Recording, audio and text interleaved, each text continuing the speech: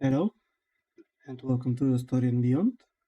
My name is Angel, and today I'll be continuing my playthrough of Warhammer 40k or Rogue Trader.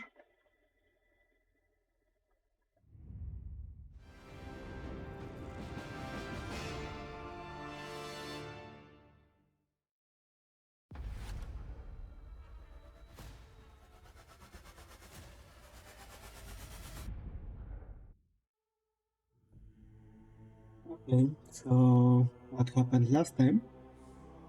Last time,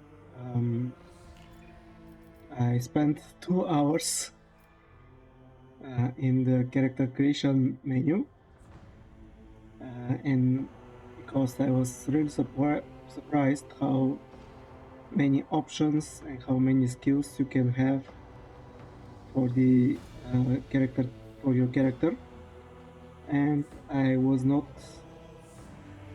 because I did not play the beta version, or I did not watch any content with Rogue Trader, because I didn't want to spoil it for myself. I had to check everything out as as as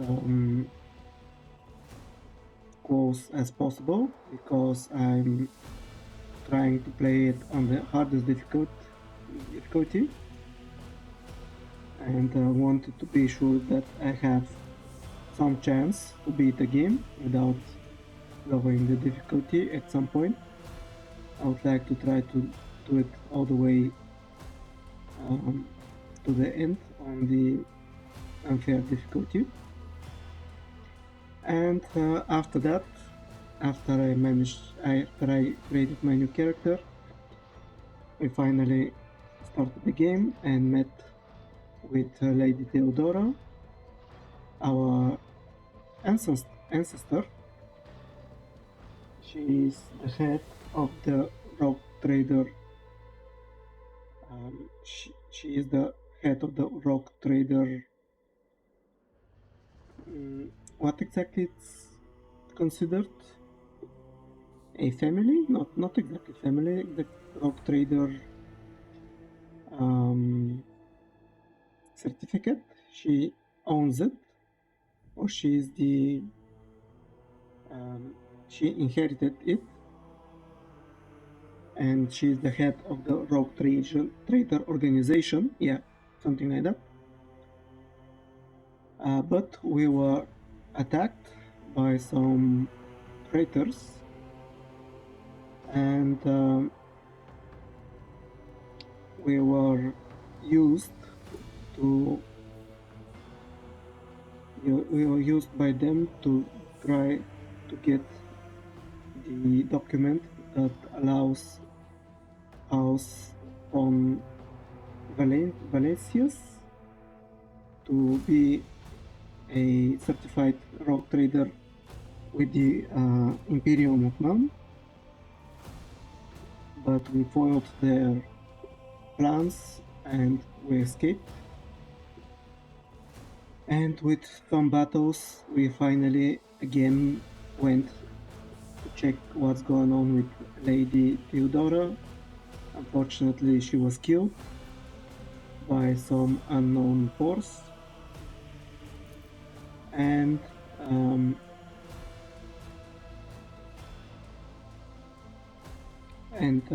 I think now we are the Rogue Trader. We are the heir to the Rogue Trader organization, and we are its head, or at least I'm hoping that we will be the next head of the organization.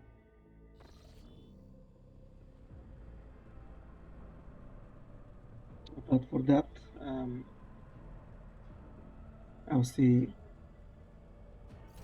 what will happen. The ship is still um, under threat by the not mutant, by the traitors.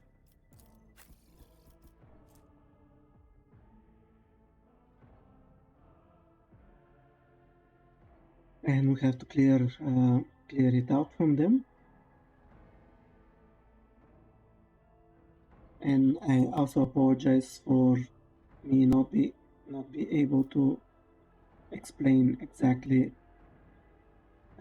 what was the situation was, but you can check it out in my previous video.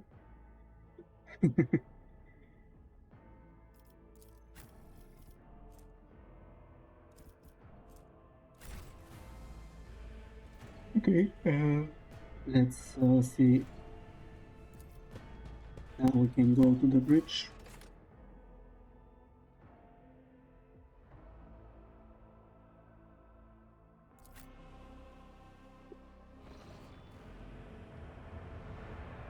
Oh, okay.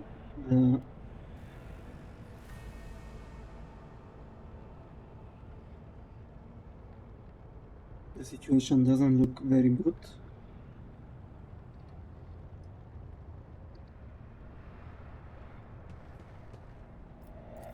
Just as I planned. Horrific vision is a the horrific vision is a product of the warp energies that permeate the bridge. The first sacrifice opens the eye. The second sacrifice draws its gaze.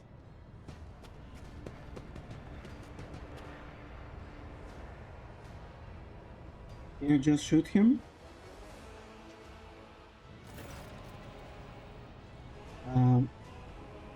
Edeltrath. Edeltrath, who is clutching a bleeding wound on his chest, gives you a tormented look. Help has arrived. Too late to change the tide, I'm afraid. But if there is any honor in you, we can at least die with dignity and give our lives for the rock trader. Theodora von Valencius is dead. I found her and Archmilitant. Found her and the Archmilitant in her study. Edeltrath's eyes widen. God Emperor, preserve us. The rogue trader is dead. The ship has lost her captain, her war captain, and the house is its head. Edeltrath shudders and grabs his shoulders. As you watch, the sleeve of his jacket bursts open and two bone growths pierce through the fabric. No matter what ritual Conrad is performing there, the warp is too strong. I cannot withstand it. I feel my body changing with every second. The warp ringing in the air. This is the end. We will perish in the warp, along with the warrant and all the dynasty heirs. The enemy of humanity has triumphed.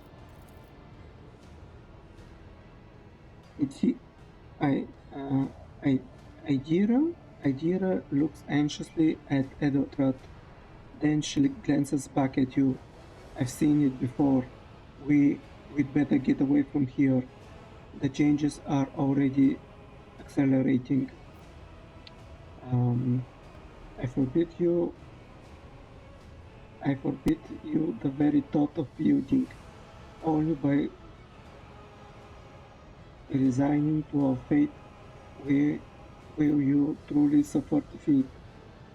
The ship can still be steered out of the warp, but we must first restore communication between the bridge and the navigator's sanctum. Perhaps the warp does not have to be the end.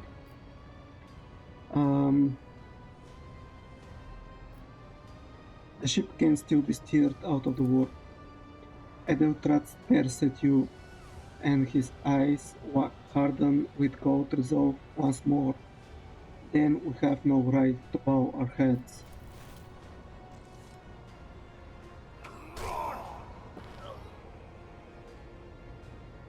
Yeah, I was thinking that this guy is follower of Zinch.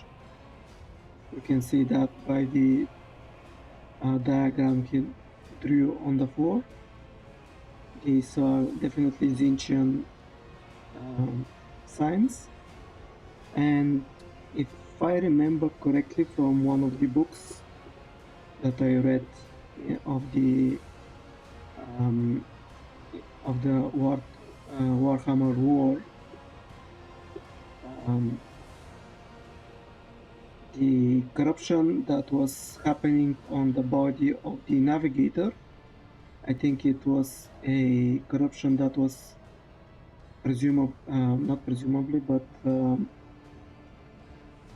is more likely to get if you are connected to Zinch in some way, or a follower of Zinch or demon of Zinch is possessing your body, having a lot of mouths popping out on your body from on different parts of your body. You can see Conrad Voigt, Voigtfir clearly in the gloom of the bridge. The broken blade he is holding is stained with dark drops that seem to have a pearlescent glimmer to them. We are out of time. Edeltratt bites his knuckle, desperately thinking. You see a wave ripple across the whites of Edeltratt's eyes, and they begin turn a sickly yellow. Draw your weapon. Voigtfir, you duplicious cur. The rogue traders that will be avenged. To Edeltratt, that complicates things. To the party, ready your weapons. If we are to die this day, let us die with honor. I think I'll say that. Now, Scarlet Angel, to die altogether is to allow the flame of the dynasty to perish in the dark. No, it will not be like this, not today. Edeltratt lowers his head, then sighs and locks eyes with you, his gaze cold, haughty, haughty, and fanatical. The ritual will not be completed. I'll take care of it. And you, see to it that the void ship breaks free from the warp. Watch over you, watch over our realm, and farewell. Edeltratt, accursed traitor, a time will come when you will bleed for her ladyship Theodora's murder. Remember my words, for they are the vow of he who marches towards his death. What? Theodora is dead? Voigtfir stares at you in seemingly genuine bewilderment. No, that can't be. Not now. I still haven't. Your ritual won't be finished, heretic!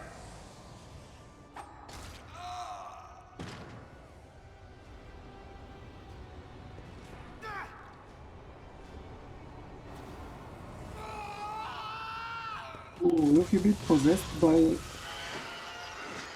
Okay, that's something that I did not want to happen. Challenges make the spoils that much sweeter. I'll turn Alright, you into corpse that's stuff. not good.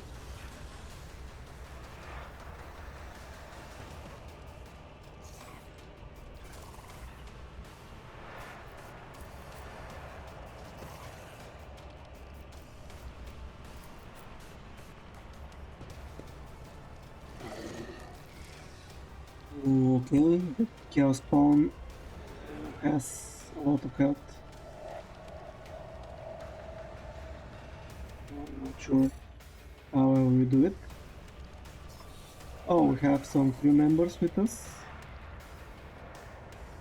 I hope that they will be able to help me.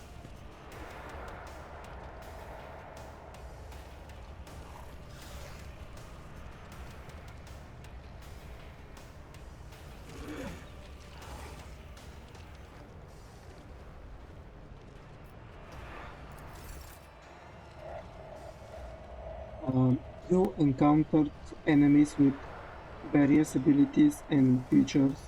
An icon next to the enemy portrait indicates that they are under the influence of some kind of effect. Right-click on the effect icon to see more details. If you wish to learn more about the enemy, right-click on their portrait or the enemy themselves.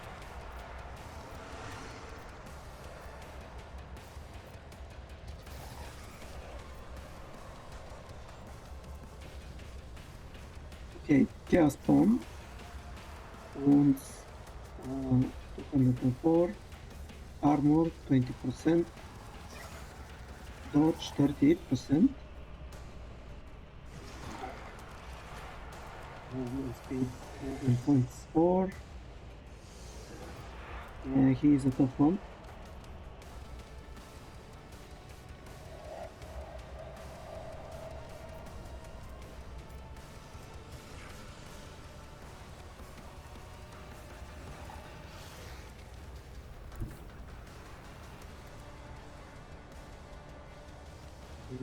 Okay, I'm first.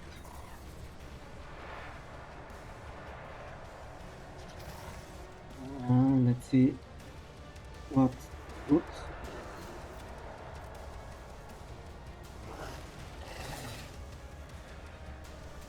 Okay, let's use Word of the Emperor. I'll make it happen. Why? Why? Okay, why? Okay, not to font of her moving without. I clicked over her. Why did she move? Okay, that's definitely not good. Okay, let's try to deal with who will be a easier target. I think this guy is the easiest.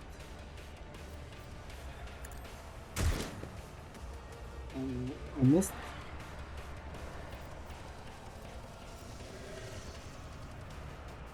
Let's give Adalbert, Abelard. Yeah, I won't learn his name. I named him Adalbert, and I think I will continue calling him like that until the end of the playthrough. It's as good as done.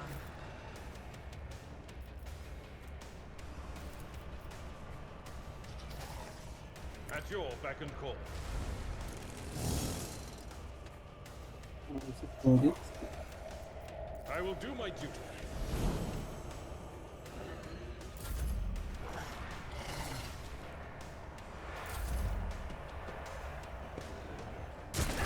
Duty prevails. Okay, some people will be helping me, but I don't think that there will be a lot of them. Pain and duty go hand in hand. Oh, this guy is attacking me. Traumas. Once a character has suffered a certain number of injuries, these injuries are replaced with a trauma. Make use of medikits in time to treat injuries to avoid characters suffering traumas. Removing traumas is more difficult task. They can only be healed by resting on the ship or in certain other places suitable for rest.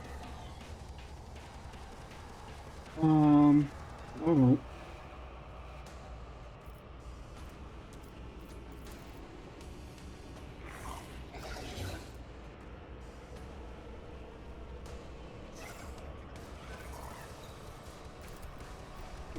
Shoot this guy. Actually, yeah, let's try to deal with the others. I still see him, still see them. Let's do some damage on I'll them. do it. Good. I think she created to get such a big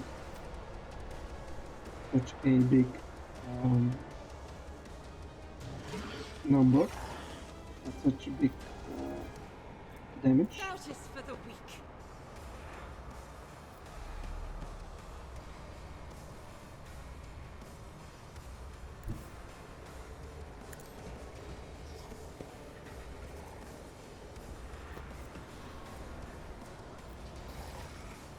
Why is she bleeding?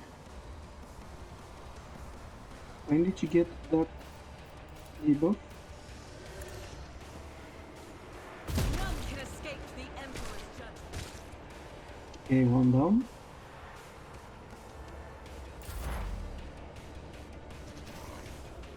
Okay, I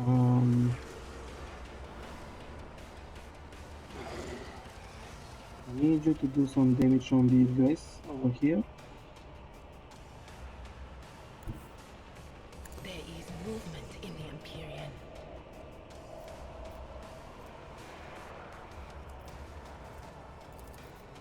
But of course,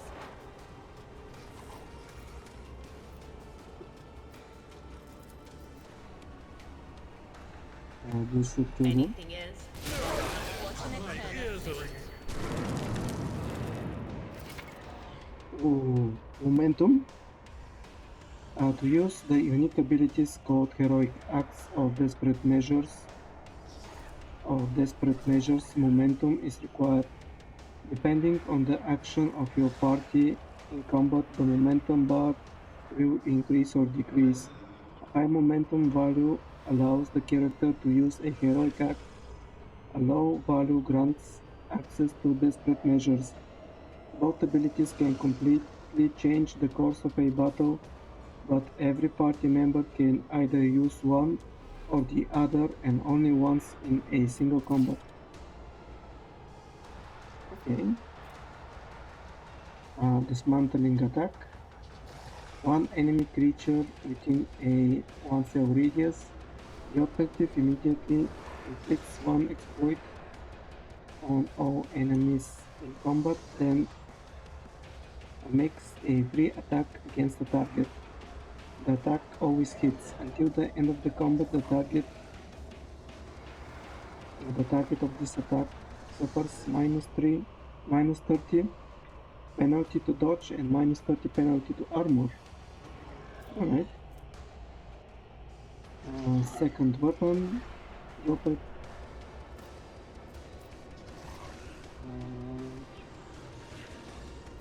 Okay, I think unfortunately I will not use her to do this momentum attack.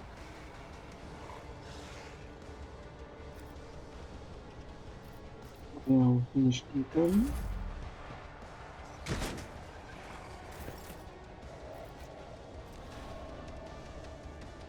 Daring Breach. The warrior immediately restores all AP and MP, then gains +3 movement points until the end of the turn. They do not lose movement point after performing attacks.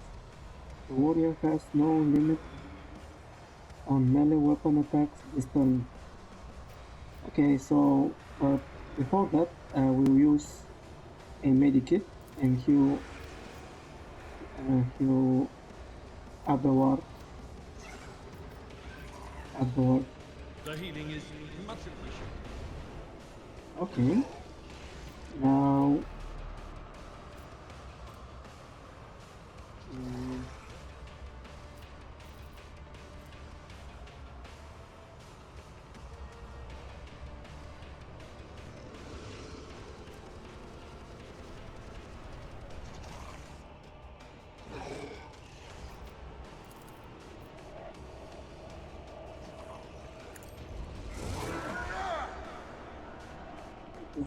Put some damage on it.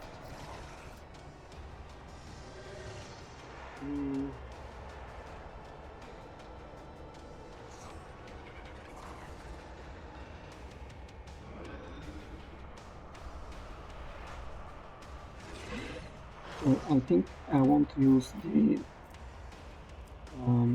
heroic momentum on him as well. Okay, was I not supposed to have healed the trauma? Okay, maybe I misunderstood it.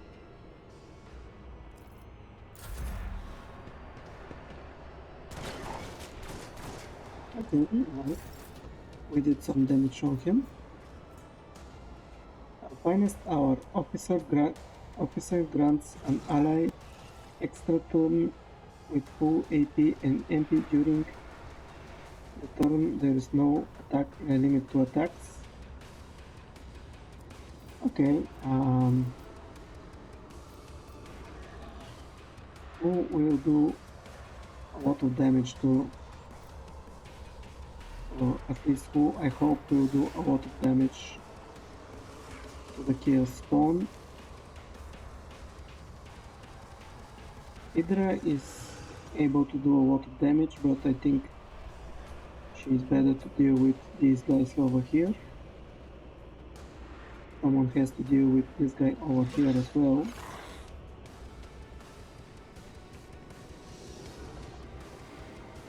Okay, I think I'll give it to Abelard. Accept your lot.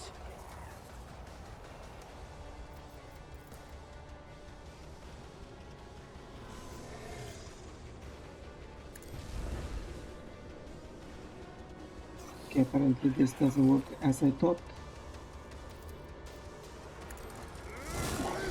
Okay, I could have attacked him 3 times.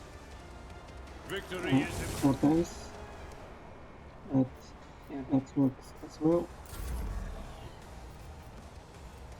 Can you grant the sister with additional movement points?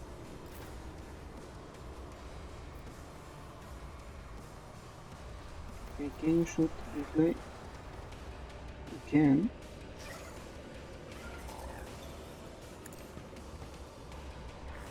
You, my emperor! Oh, she almost killed him.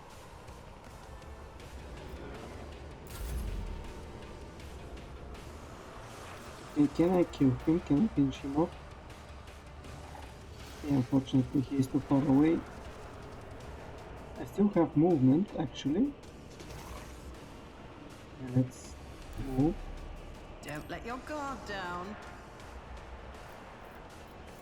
I'm trying to kill this guy.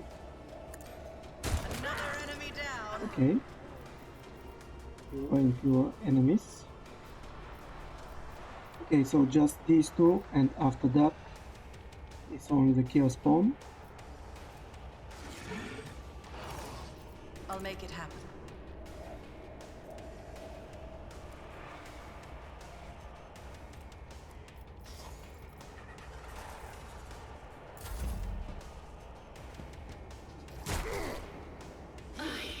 My possessions have failed me. just a minor setback. Okay, what happened there?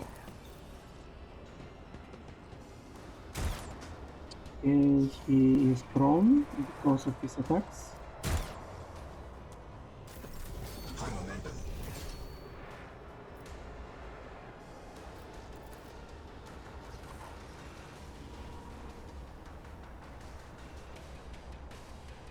Okay, if we go closer to him, I will bathe this battlefield in righteous I hope fury! this will make your chances better. Unfortunately, it did not make the chances better. Okay, they are the same. I can say that it's actually even 1% more likely to hit the target. Okay, let's try this. Okay, 2 hits, not bad.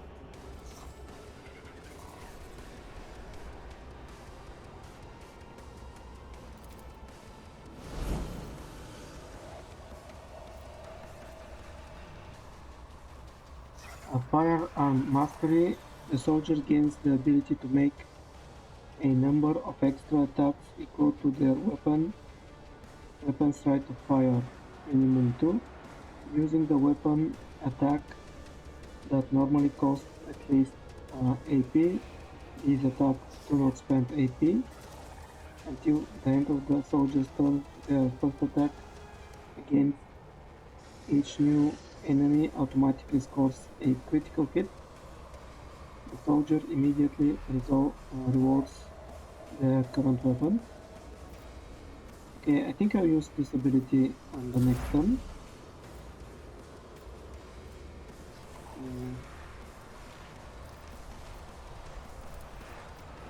Will do.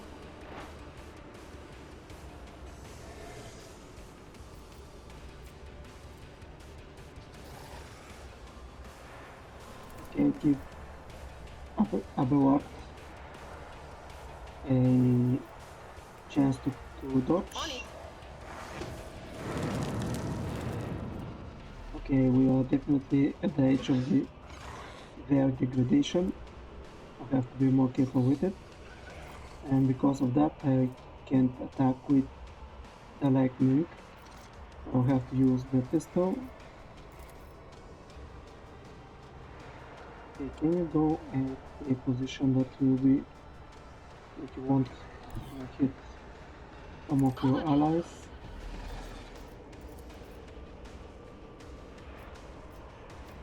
Okay.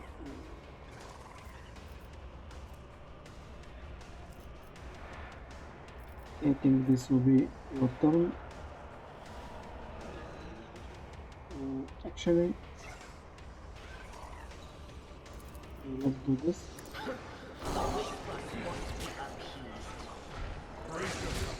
Abelard.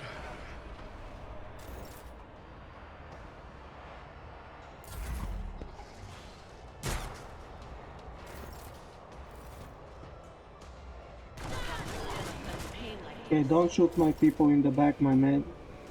What the hell are you doing? Okay, I need for Abelard to get up. And I need to heal him.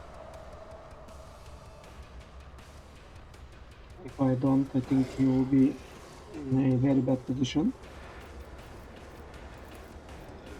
I refuse. Why?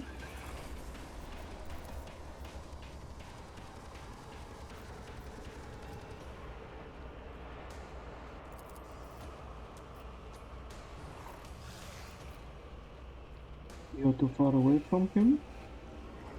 Is that the problem?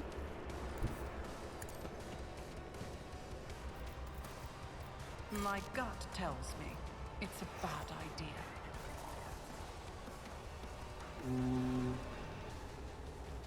Not sure why. Officers immediately grants an ally extra turn with action points equal to 2 and no movement point. If the ally is under the effect of voice of command and kills an enemy before the end of one's officer's turn, the ally gains one time additional +6 movement. Okay, I'm not sure why does it not want to use the skill on him.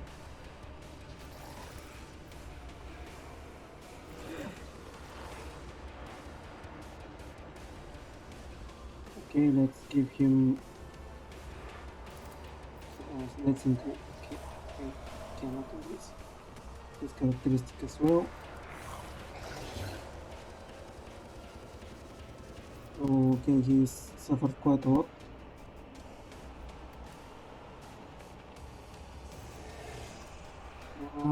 Okay, let's just shoot this guy.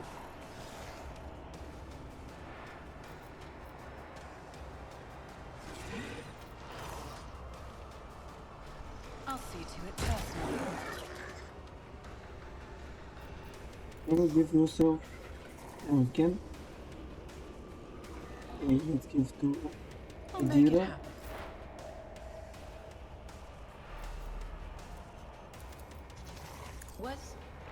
Was that you? Or... But of course.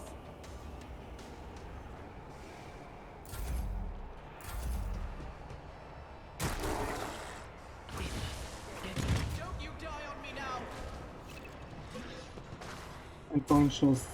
Your character has lost consciousness. Their wounds have been reduced to 0. The character can no longer... Did he really shoot her? God damn it.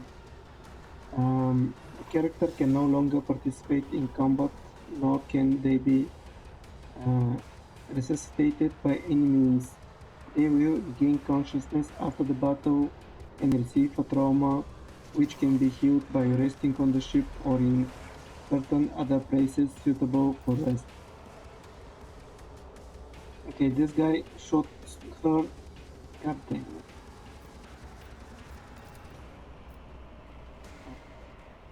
Okay, I can move there and do the burst attack.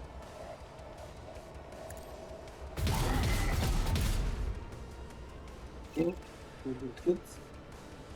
Reload your friend out of ammo. To continue shooting, you need to reload your weapon and reload the weapon. Use the reload action on the weapons panel at the bottom of the screen to replenish ammo and keep fighting. Like with most actions in combat, you need to spend action points to reload. Ammo supply is unlimited to your character and party, so you can reload whenever the need arises. And let's... oh, she needs 3.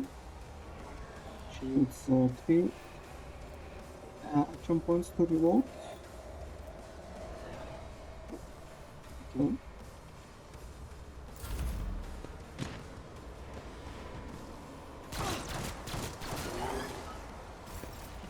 Where are you shooting? Where are you shooting? God damn it.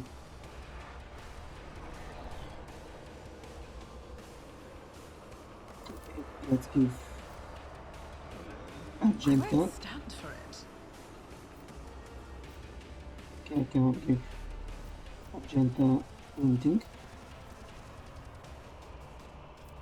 Okay, let's give her this plus 11 to occur characteristics. I'll see to it personally. And let's do this guy. On it.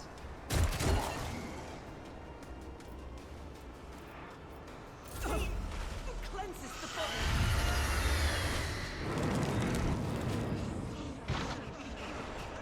God damn it.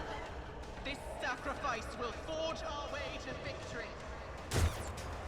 Okay. That's not good. That's not good at all.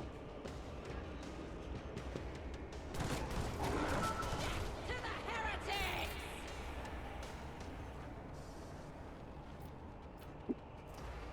Okay, I have to survive and somehow kill this guy. Yeah, that's definitely not good.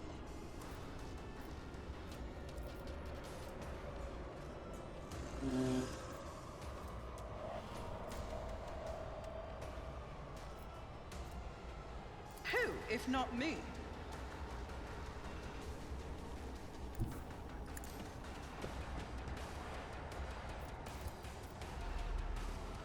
It's as good as done.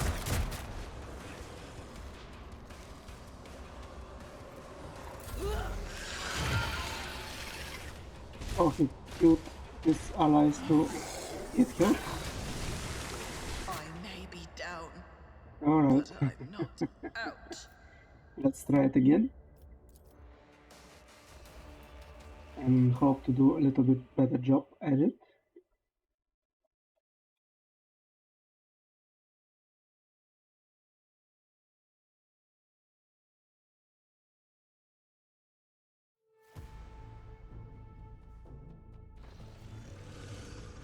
Mm.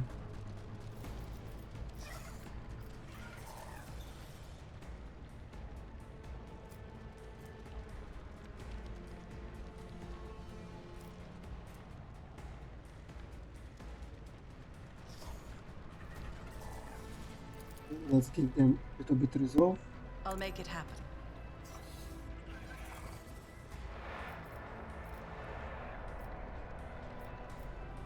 Let's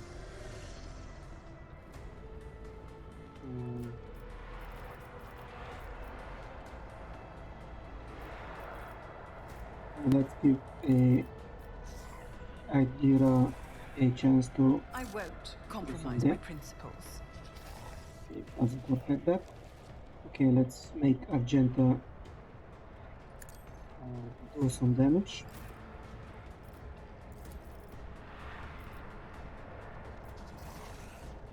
As the Emperor commands, I act. Okay. 3 out of 4, not bad at all.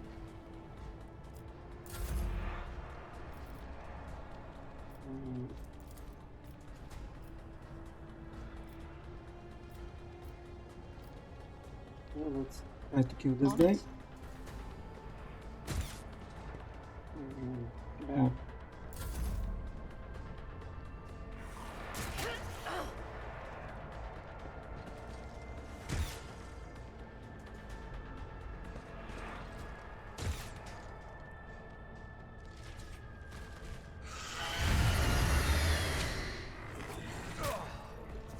I've suffered worse.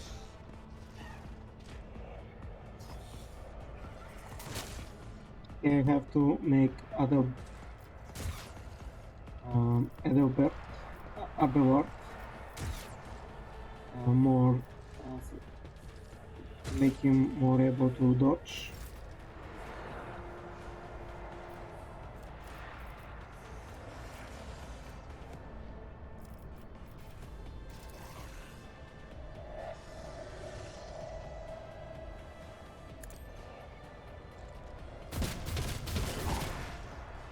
Okay, 4 out of 4. We're doing well. If I run into her,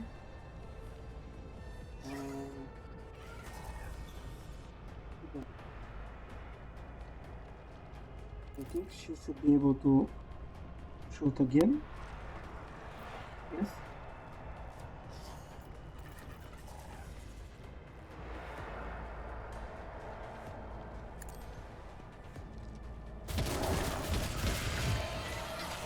Ooh. Yeah. Because he went through a certain threshold, that's why he activated immediately. Yeah, got it.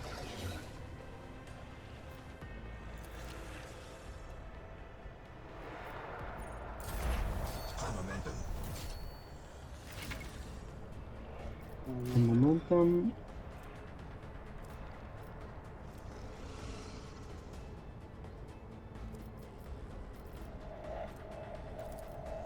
Anything else?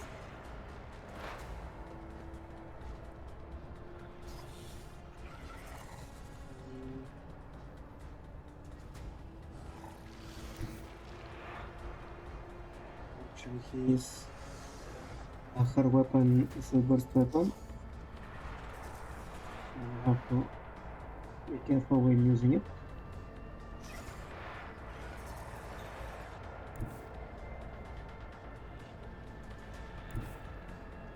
They who discern the future on the battlefield.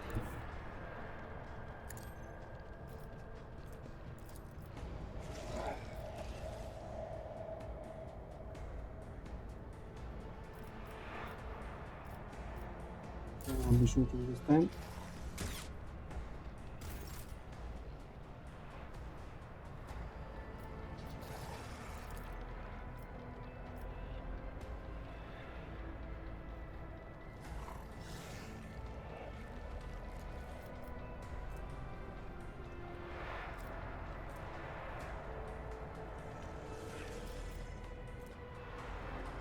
Indeed.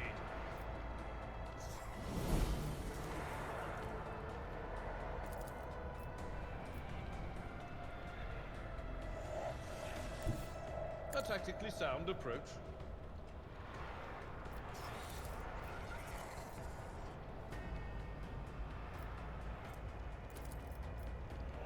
It will be done.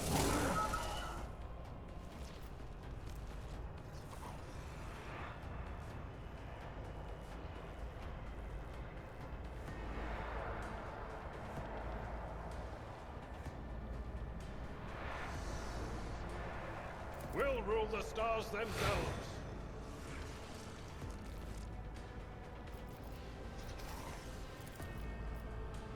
I will do my duty.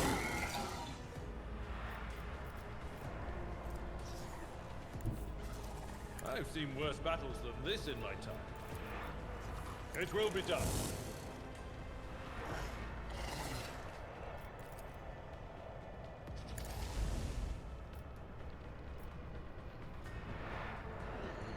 Okay, at least I think I'm in a bit better position. I only think that if I am, it will remain the same.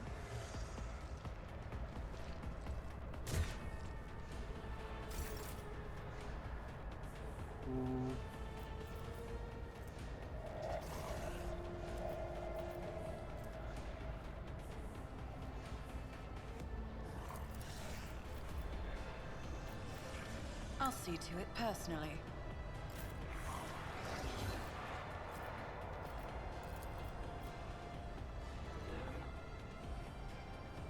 It's possible to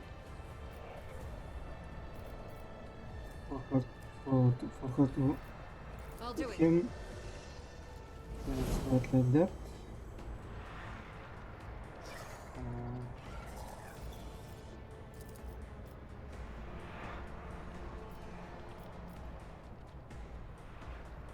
As the Emperor commands, I act.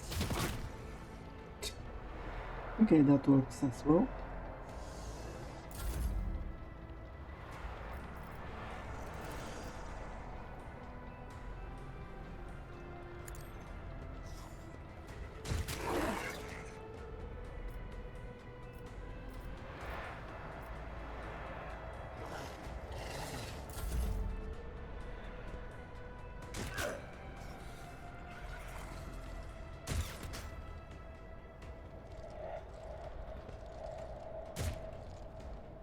Didn't flinch.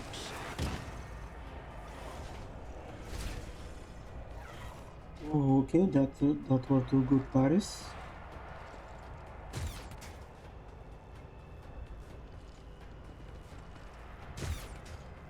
I have to go to deal with these guys. Faith without deeds is worthless.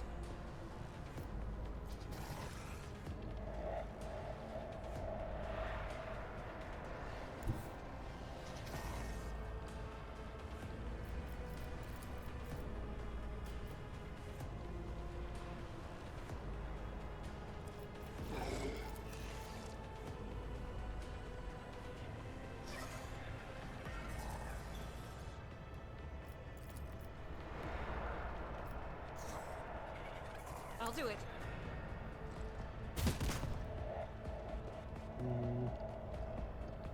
I think she should have hit that.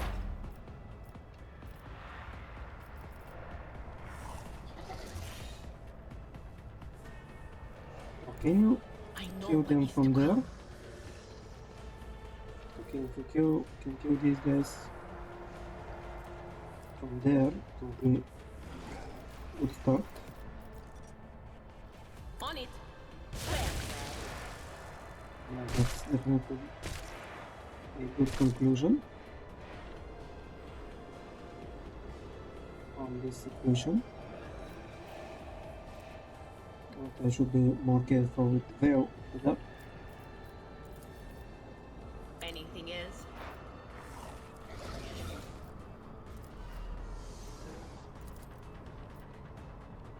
That is not my destiny. Will do.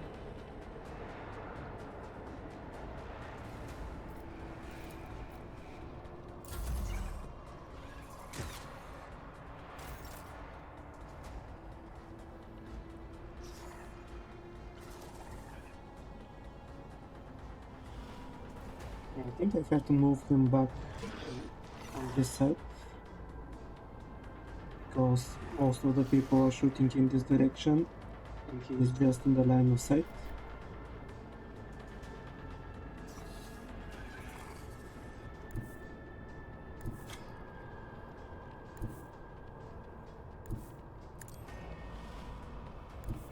My place is at the fore.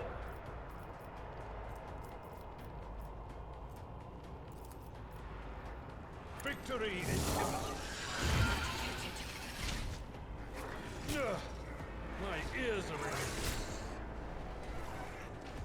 ringing. No, I have to kill him as well.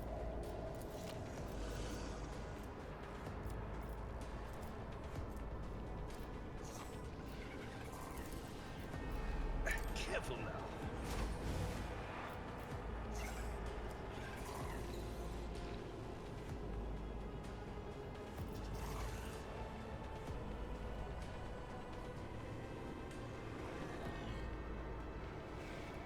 At your beck and call.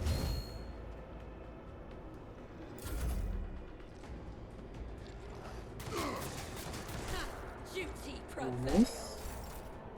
Can you kill the other guy too? So I won't be having need to go and do it for myself.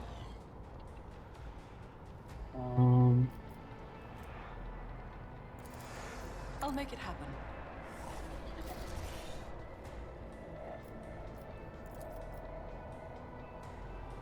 As the Emperor commands, I act.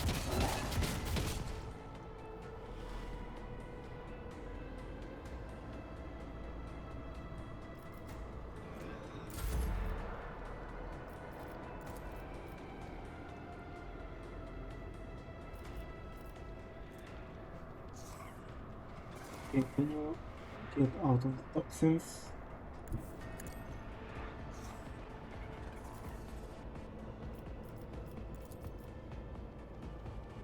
Who if not me?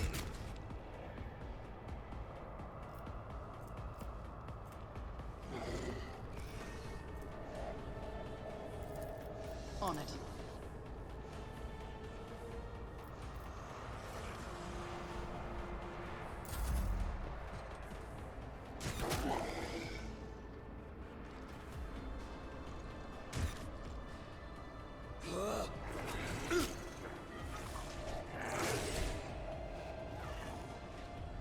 Okay, one more parry. Power resides in the will of the righteous.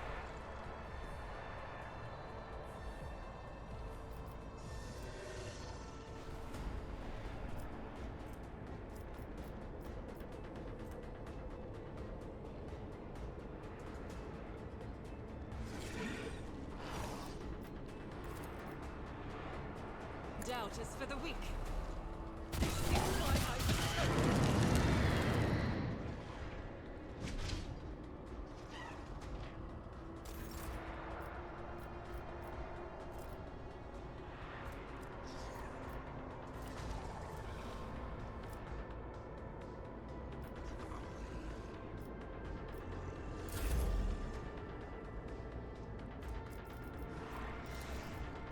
What of course?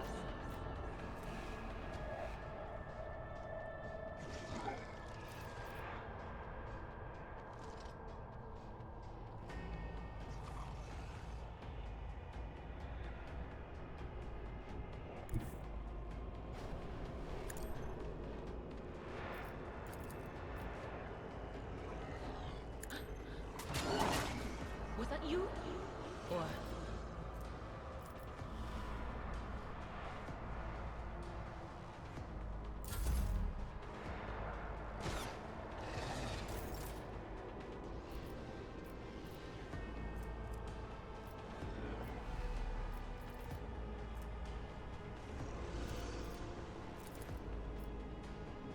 Indeed.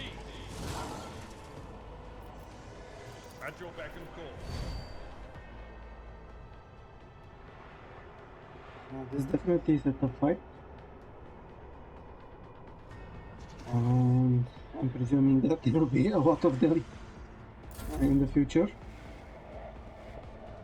Can you shoot this guy, please? I want to kill you to kill this guy. Okay, doesn't work as I want, unfortunately.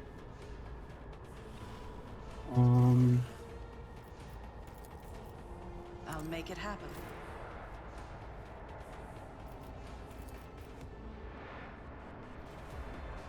I'll do it.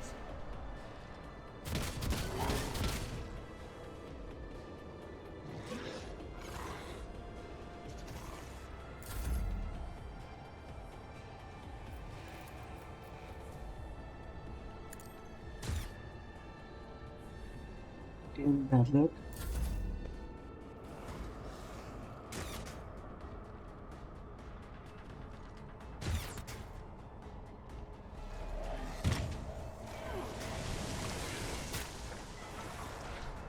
Pain and duty go hand in hand.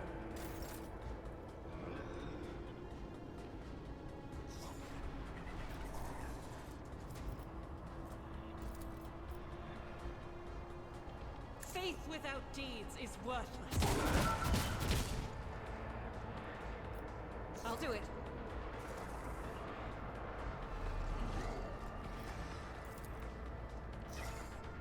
As the Emperor commands, I act. Okay. Ooh, that miss would have been better if that miss would not have been should have been a hit. It definitely would have made the end of the fight a little bit closer. On it.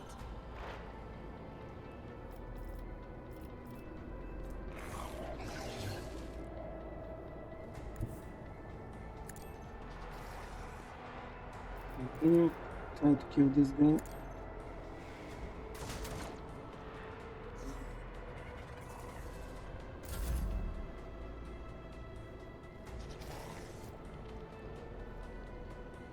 Yeah, let's kill.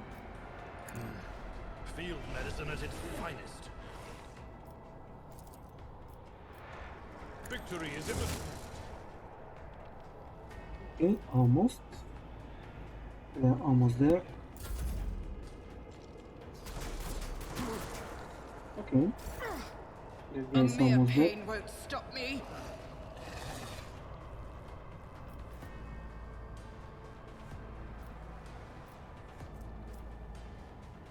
I think she has to reload. Oh yeah, I won't give it to her. Let's give it to Avalok. I refuse. I can only give the bring it down command on Argenta. Was she have did she have melee weapon? Yeah, I gave her one.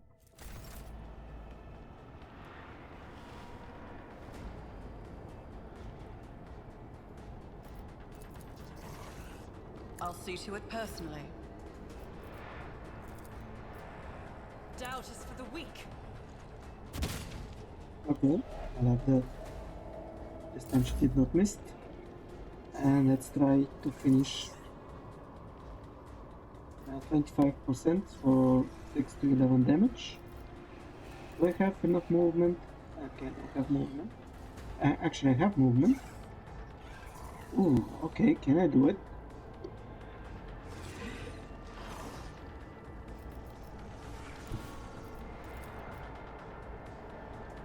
Okay, there is a chance, a big chance.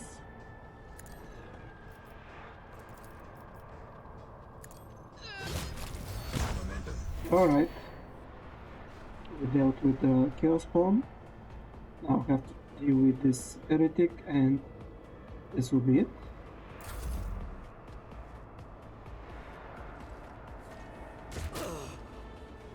Why did I not foresee this?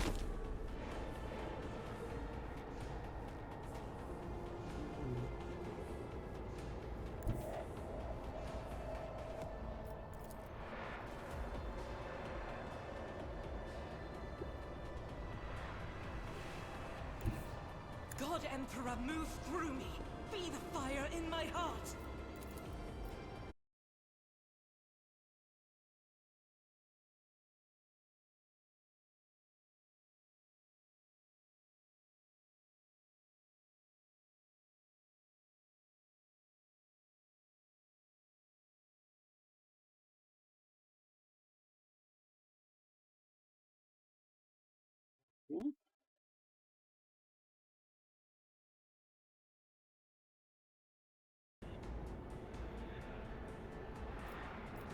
Yeah, unfortunately she is not seeing him.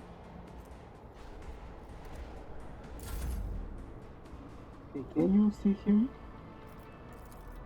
Can you hit him? Will do. That's the better question. Okay, that's not good.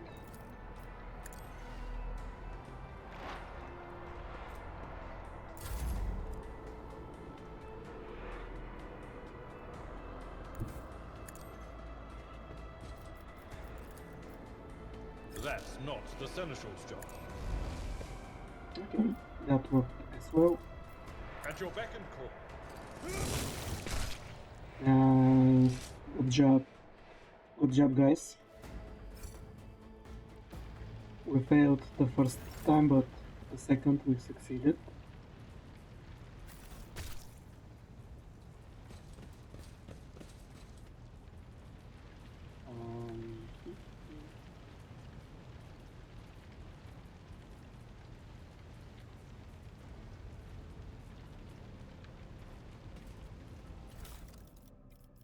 Okay, what did we have? Blade shard. A blade made from a mysterious metal that shimmers with the natural colors. Gloves of endurance. Whenever the wearer of these gloves get an injury or falls unconscious in combat, their allies gain +1 bonus to damage. And Mantle of Heroism requires a Connor Clasp. Each heroic act used in battle increases the wearer's dodge by 20% until the end of the combat, maximum of 60%. Alright. Okay, I think I'll give the gloves to Abelard. He has a lot of chances to be the first one to get hit because he will be in melee, but I'll also give him the Mantle of Heroism with the hope that he will last quite a lot in the battles.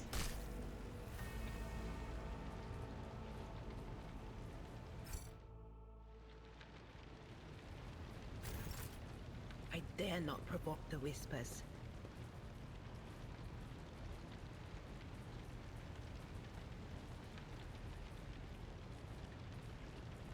Also, yeah, let's level up. Alright, so we can have one characteristic and one combat talent. Oh, okay.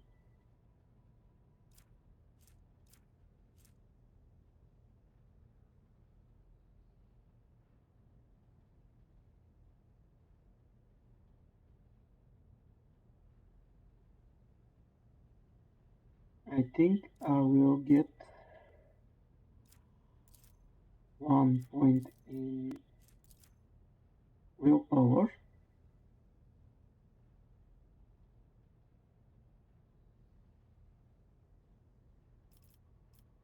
I think, and oh, common talents. Chain weapon attack gains +4 maximum damage. Combat master. Enemies gain no melee superiority bonuses against this character. Grants +2 movement. Grants +5 bonus to parry. Last weapon export. Enemies suffer a -20 penalty to dodge against last weapon attacks. Nimble grants +10 bonus to dodge.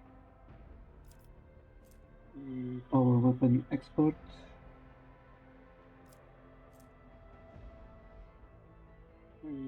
Solid projectile weapons attack gain +2 minimum damage. It will not die. Increase wounds by half of the character's level. Rounded up. Melt weapon, plasma weapon, bolter weapon, flame lure, dual weapon combat. The character can attack with the second weapon in their current weapon set, in addition to the usual one attack per round. Ooh, okay, that sounds very nice.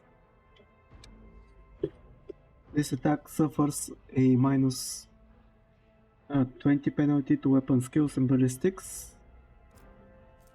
Heavy weapon proficiency.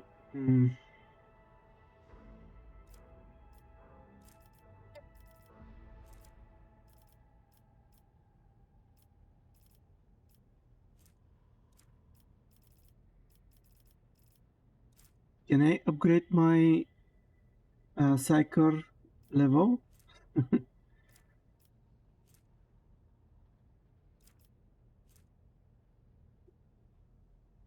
Anytime a Void Boar character scores critical hit, there is a 10% chance to double the damage. Contagious Luck. Using a non-damaging ability on an ally grants that ally the ability to reroll any failed attacks, a dodge parry characteristic, or one test or skill test with 20% chance of success for one round.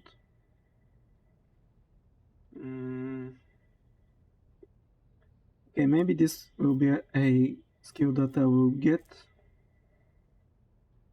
but maybe a little bit later. The Void character has 20% chance to survive after suffering little damage.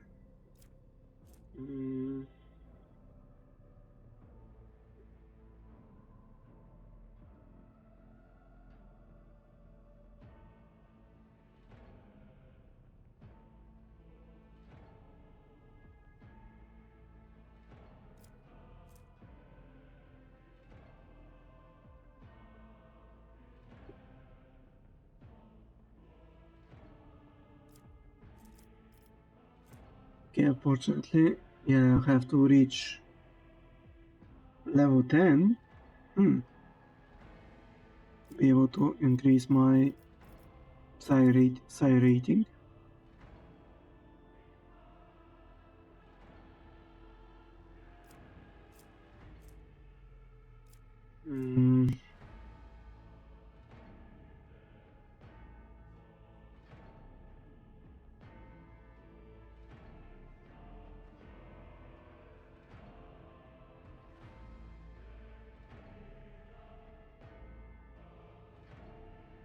Okay, this could be good,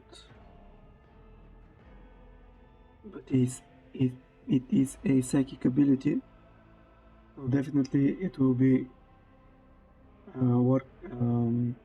affecting the void veil.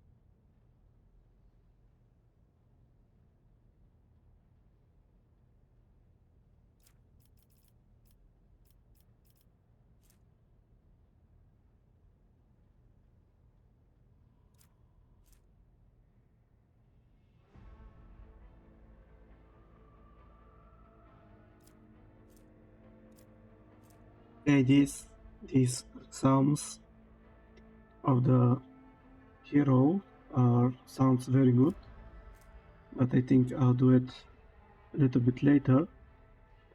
Hymns of Hatred.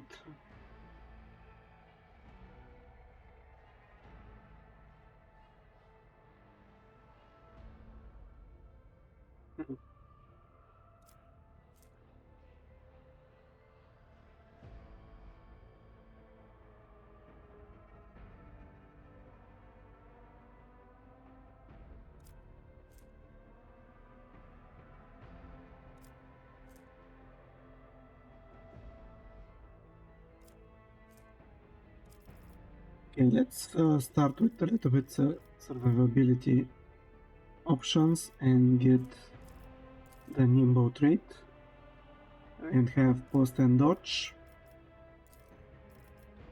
I think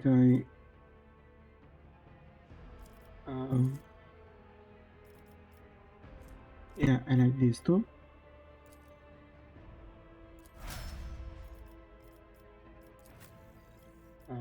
Abelard, let's see what he gets. Okay, he also gets a oh no, he gets a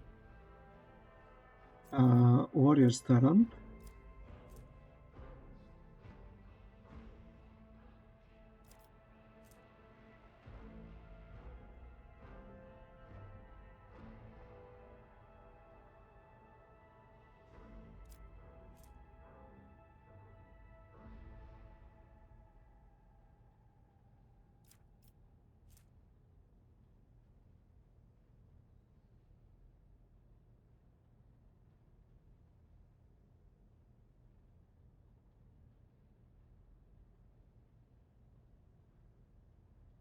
Hmm.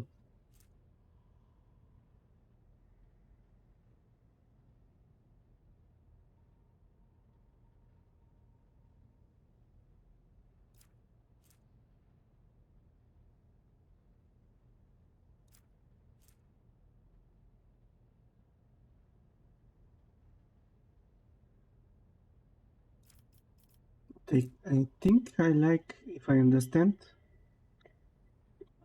this correctly, I like the enrage trait talent.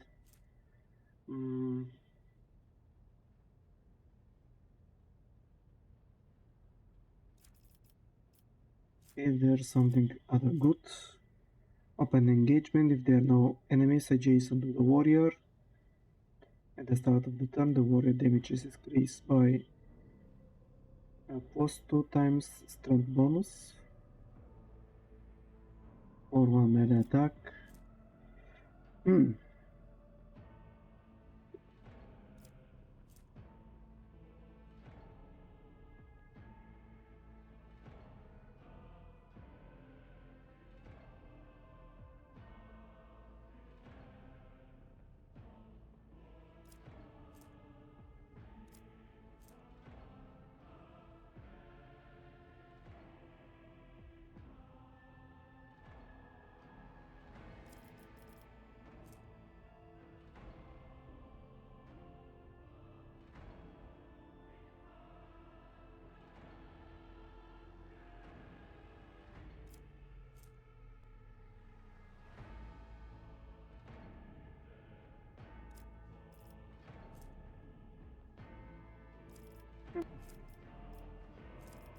Okay, I think I will give him defensive maneuvers.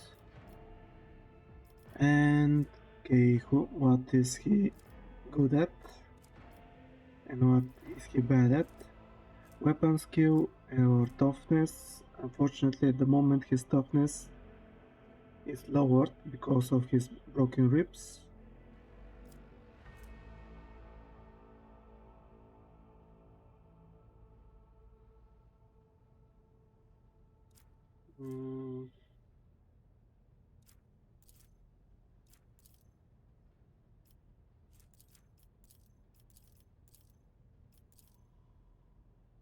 Okay, let's give him 1 point in weapon skill for him to be able to attack better. Idira.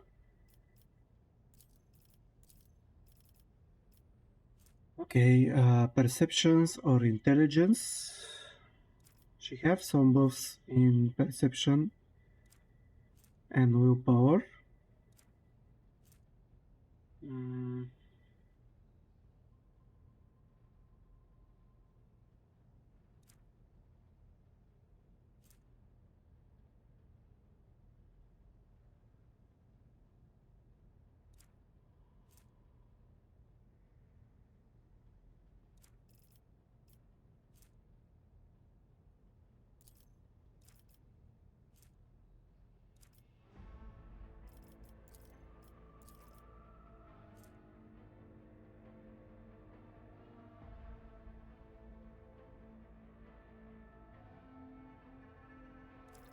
Okay, let's give her one in perception.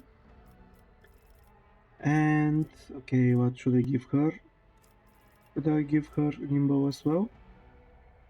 Yeah, I think I'll do that. And finally, Argenta.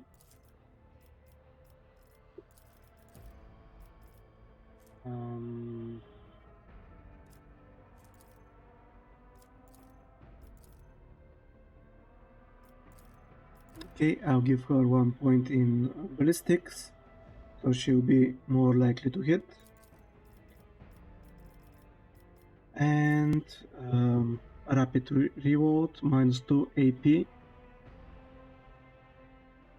Unless the first reload in combat does not cost AP. Rack and Ruin. After the soldier deals damage to 3 different enemies, the soldier gains +10 times 2 time ballistic skill percentage more damage for the next attack in the current combat. Reach adjacent ally, soldier deals +5 plus basic skill bonus, more damage to the enemies. Unpredictable, the soldier gains +3 critical hit chance.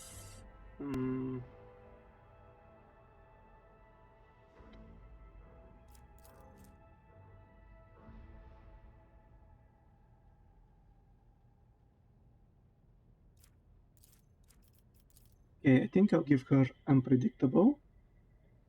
I think I like how the description of the talent sounds. I'm hoping it will be good. Yeah, this is how I choose skills. What feels like correct, what feels good. Alright, I like that. Fortunately, 2 of my guys have suffered traumas. I thought that I healed them, but unfortunately that wasn't true.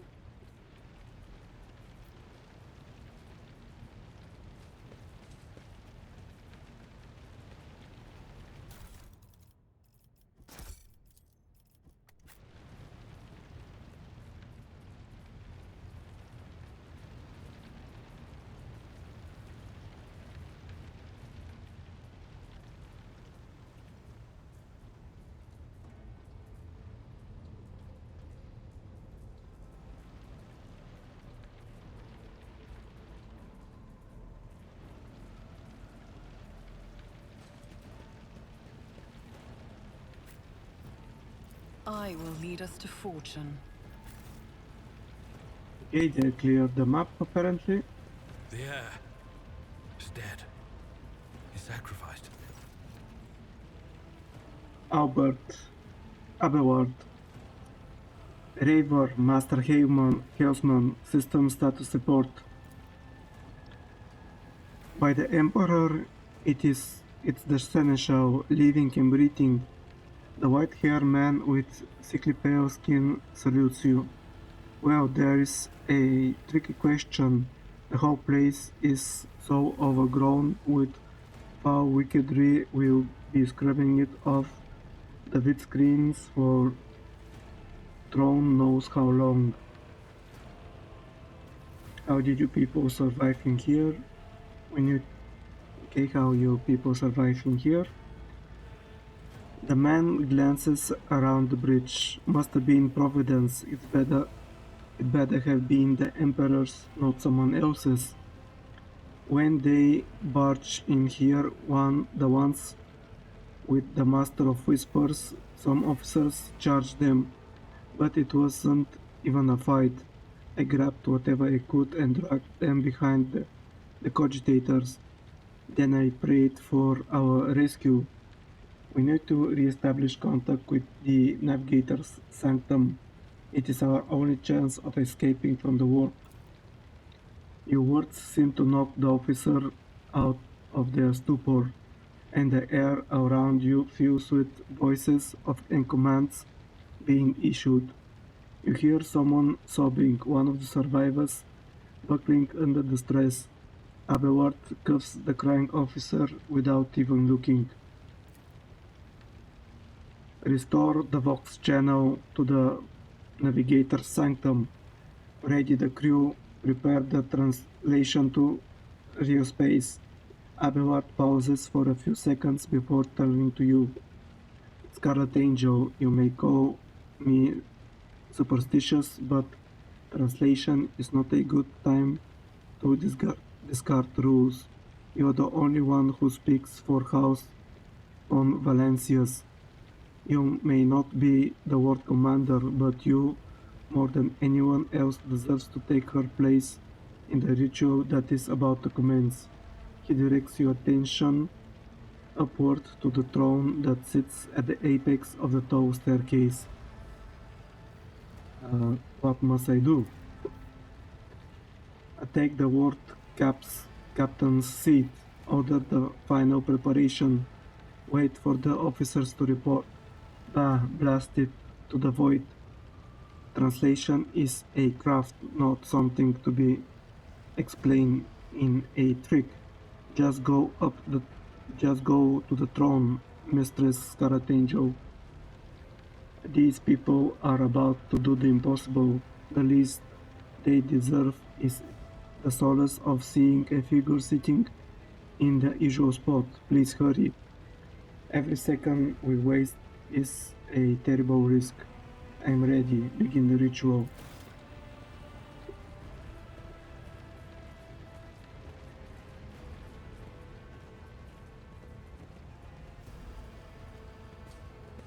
There actually is a helm there. I wasn't expecting that. Theodora, the image before you is hazy, swaying in sorcerous currents invisible to mortal eyes, as if whatever is beneath this thin shell is constantly changing while still remaining the same. It has taken on the guise of Theodora, but the false rogue trader's eyes reveal the entity's true surreal nature. One of Theodora's eyes is engulfed in otherworldly fire, and the other, a vessel of ancient evil, bores into you. A voice seeps directly into your brain without even reaching your ears, and this voice booms with all the horrors of the world. Who are you to oppose destiny itself for the sake of lives that are not your own? So many threats stretch between you and other creatures of your world, pitiful, worthless links, ready to shatter at the slightest touch, a muddled, erratic, pointless tangle. In resonance and merges with the voices that have already dug their foul roots into your consciousness. A moment later you realize that all these voices are the myriad manifestations of the same code that has finally invaded your mind. You're to blame for Theodora's death. I'm saving my people, do your worst, but you cannot stop me. You're the one to blame for Theodora's death. The vision lets out a cawing laugh. I am the beginning and the end, and all that courses in between. I am the voice of truth that is destined to triumph, for the triumph is the terminal point of every twisted maze of fate. Yeah, definitely Zinch. Conrad, your head begins to spin and vicious drops slither down your neck, uh, your cheeks. You blink and you are no longer looking at Theodora. It is the traitor, Voigtfir, just as fluid and ethereal as the previous apparition. The same terrifying voice seeds from his lips. The aspirant vowed to return with a trophy, a relic that could serve the edge of daybreak. The fate was assured and the steps chosen, and yet you broke the unbreakable when you took the aspirant's place. I see you on the day when the final dawn rises over the iron world. I see you by my side on the day of my resurrection. The image is scattered by invisible sorcerous winds, and you see Idira, her eyes glow with the same sinister flame. Your image is woven into the tapestry of things to come, and I am the wheel of the weaver of destinies, and today I will weave a new thread of elusive possibilities and fickle chances, the thread that will lead you out of the maw of irreversibility, the thread that will help you find the keys to salvation, the thread that will guide you, and the weapon of our guide you, and the weapon of our return to me. The cavalcade of hazy glimpses of the future yet unknown passes before your eyes, a flash of crimson purple. The images replace one another in a violent kaleidoscope without ever letting you get a proper look at them. Through the rippling mirage, you see a twisted image of Abelard, the loyal seneschal of the dynasty. The path is set, child of the dawn. The thread is woven. Forward, servant of mine.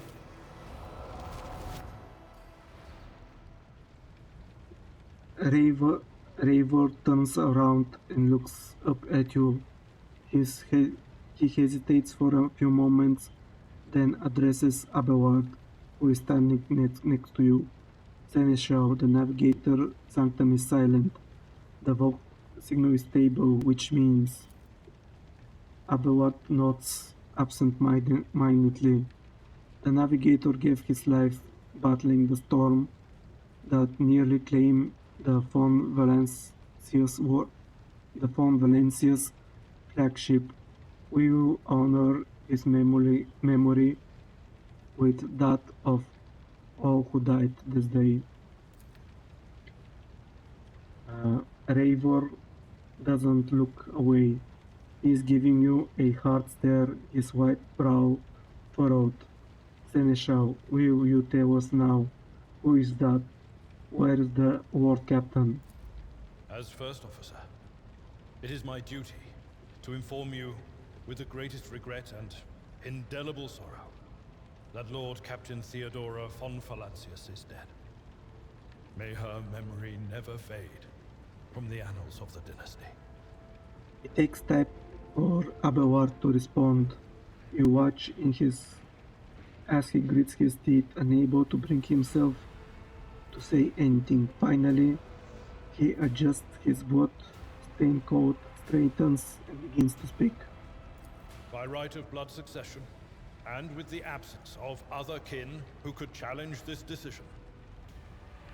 After waiting out the first wave of shock cries, Abelard glances at you and continues. It is hereby declared that the successor to Theodora von Valancius is her heir, the rightful inheritor of the warrant of trade, and the title of Rogue Trader. The official ascension ceremony will be held at a later time. In the interim, have you lost your tongues? Hail your lady. It is because of her toils that we all still live. Abelard stops short and glares fiercely at the confused officers. The deed is done, mistress. My apologies. I meant to say, Lord Captain. The seneschal turns to you. He looks at least half a decade older.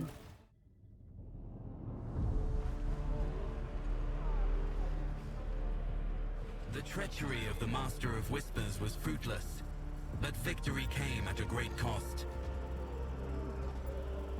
Lord Captain Theodora von Valancius perished along with her heir, Edelthrad, and thousands of crew members.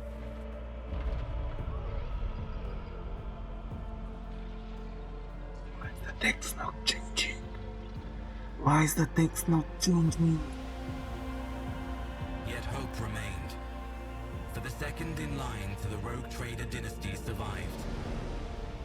And through the strength of her resolve, saved those who were counting on her for protection. Because I had my mouse over the text.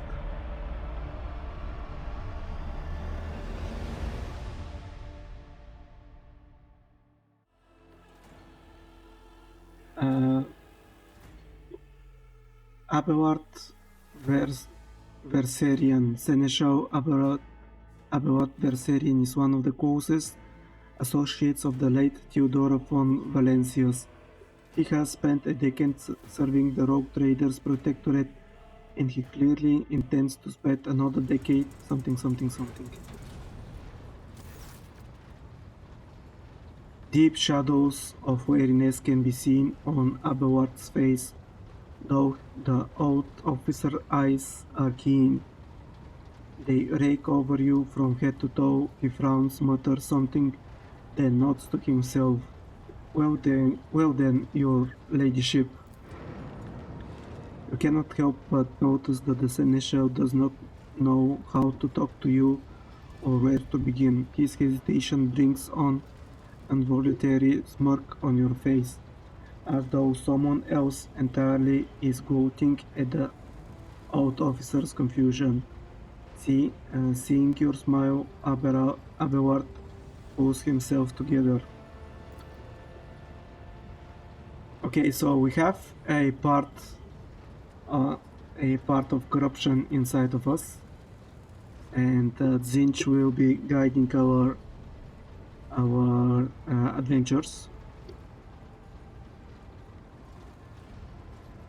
You must not hold your first officer briefing. You must now hold your first officer's briefing in your new role. Sorry about that. In your new role as War Captain. For many of those who are about to join us on the bridge, this will be also their first briefing. We sustained massive losses among the seniors and middle-ranking officers. Some posts have had to be filled by the deputy's deputy, while others go unfilled entirely. And now the tech clans are deciding who will take over the leaderless crews. How did we come to lose so many officers? How did we come to lose so many officers? It appears the heretics were deliberately targeting the vessel's command. They knew exactly whom they were looking for and where they could be found, which is unsurprising given that their informant on the board was our own master of whispers, Abuart grimaces. What is on the agenda for this meeting? Reports on the condition of the ship and crew. The War Captain is not usually drawn away from her important affairs to attend such routine briefings, but this is a unique situation. I am still receiving updates from across the ship, and they are not encouraging. Getting this bird to fly could take a gargantuan effort. Even so, far as you personally negotiate, even so, as far as you're personally negotiating with the authorities of the system we are currently in,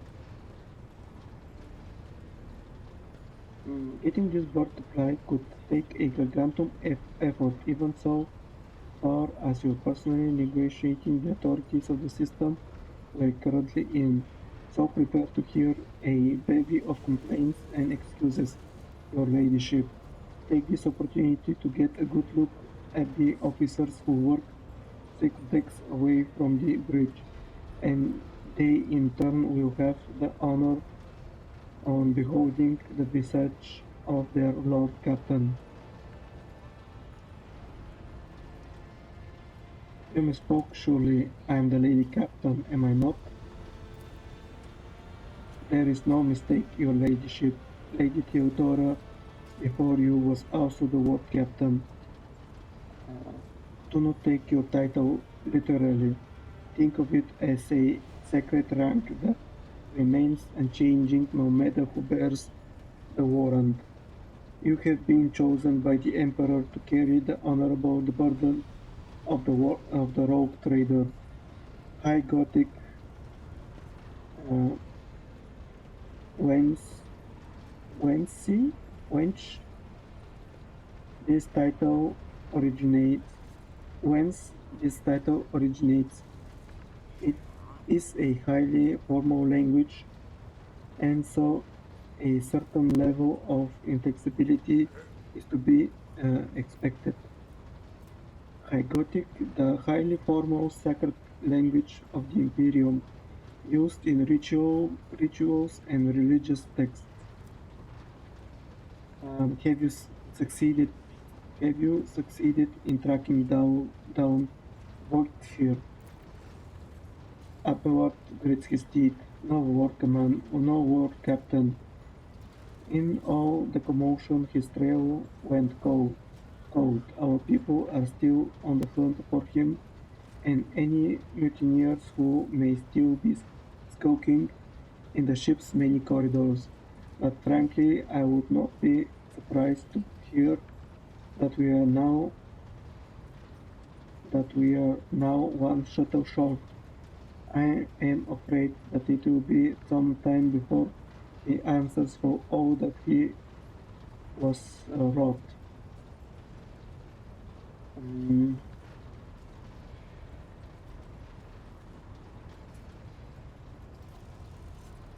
I am ready to start the briefing. Summon the officers. Yeah, I think I want to become the rogue trader. Why? What this third option means? I don't know what it is. With a gesture, Abelard relays the order to the adjutants at the far end of the magnificent chamber. You have found a consumable item: grenades, stimulants, something. A dozen pair of eyes bored into you, the expression revealing restraint, joint curiosity, and wariness. Attention, officers! You have been granted an honor. Ward Captain Scarlet Penjo Forms Valencius will personally conduct today's briefing. Our most gracious Ward Captain is ready to hear your reports. Perhaps you would perhaps you would introduce those present above. As you wish, your ladyship. Upwards points a tall, slender woman whose body seems to contain as many implants as it does flesh. Um, Vigdis Suri Ota of the Toleman line, our new box master. Okay, so she is the Adeptus Mechanicus on the board. On board, or the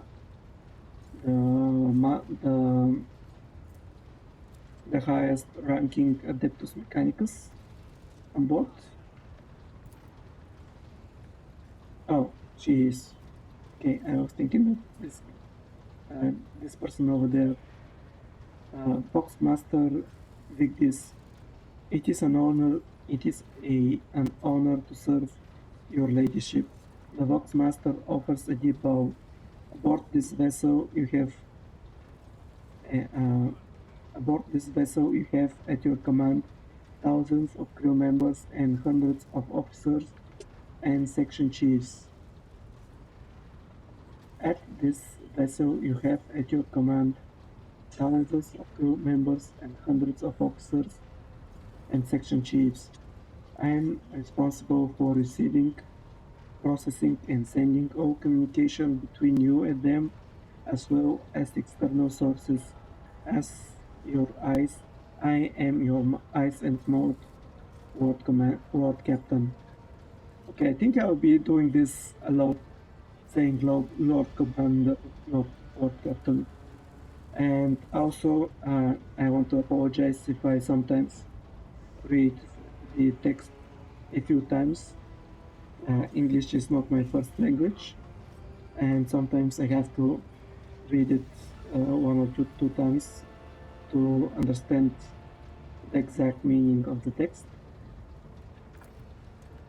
Beside her is Revor, the master helmsman. He steers our ship along the course set by the Lord Captain and monitors the void around us to ensure that we do not stray into an asteroid field or a pirate trap. Master Helmsman Revor, the bearded man with pale, almost transparent skin, large dark circles under his eyes, and a dour expression that seems hardwired into his face, gives a sullen nod. Hell, Lord Captain, this here ship's as good as home to me, so rest assured she's in safe hands. I will die before I let her come to any grief. And lastly, our High Factorum, Janris Danrock, who oversees supplies, procurement, and general material well-being on the ship. Okay, he looks like a sleazy bastard.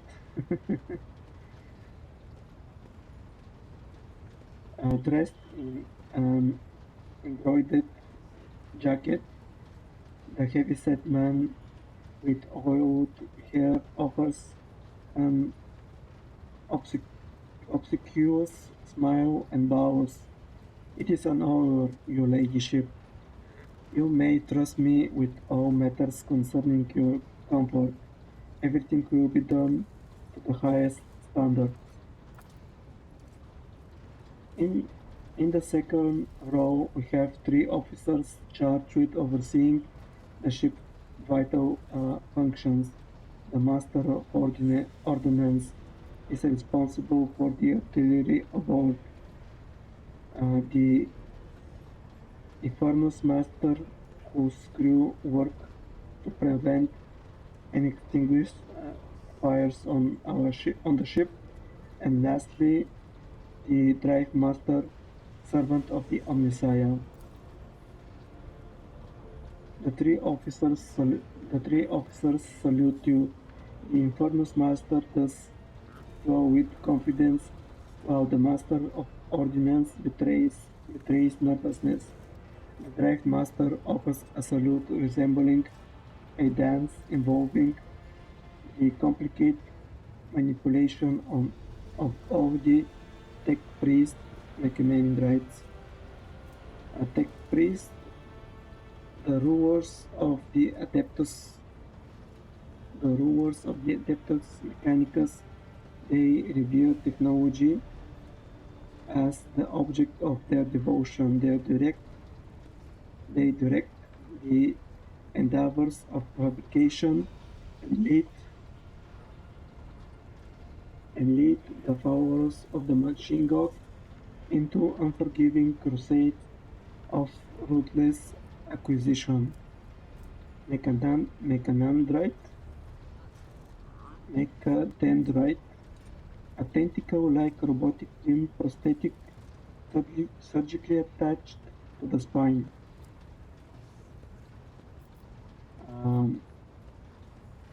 Is this everyone?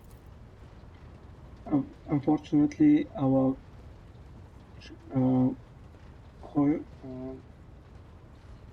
Courier Master, the esteemed Zachary Weiss, head of the Arthropod section, is unable to join us. He is in charge of communication with distant star system. Master Weiss has been in a trance for some time now, attempting to contact other planets in the Von Valencius Protectorate to inform them of Lady Theodora's passing and Comrade Voigtfir's treachery. I will deliver a report to your ladyship on the Astropod progress as soon as it's possible to do so. All other presents are adjutant, secretaries, and deputies. They are here to make of a record of proceedings. I wish to hear the Infernus Master report. Yes, Lord Captain. The tall young man bows his head in deference. I can report that all fires across all decks have been extinguished.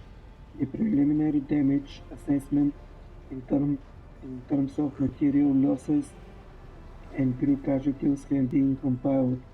The results have been submitted to the Seneschal and the High Factotum. The post passed to him after the previous Infernus Madness, and his next 3 deputies expired in the line of duty. Okay, so he is the Master's deputy.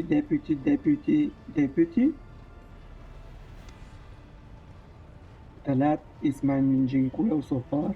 He can take the heat, so to speak. High Factotum, what have you to report?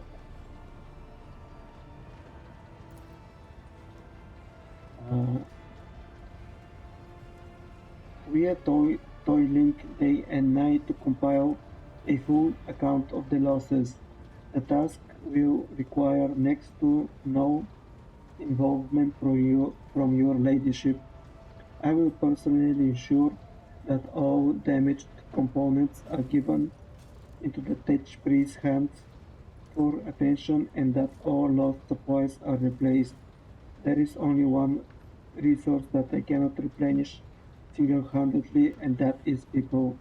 We have lost more than 2,000 crew members, and unfortunately this number is not confined to the scum from the lower decks, which are easily replaced, but also includes trained professionals. We will be able to make up our losses on the nearest planet, Raikat Minoris. However, the planet The whole system, in fact, belongs to the Winterscale Rogue Trader dynasty. We can we cannot simply begin recruiting on the planet without first coming to an understanding with the governor. In that uh, res- in that respect, I am powerless. Negotiating at this level are a matter for the Rogue Trader. New boot. The crew losses suffered during the Curtis raid can be replaced. Okay. Um, Especially true given Caligos Winterscale's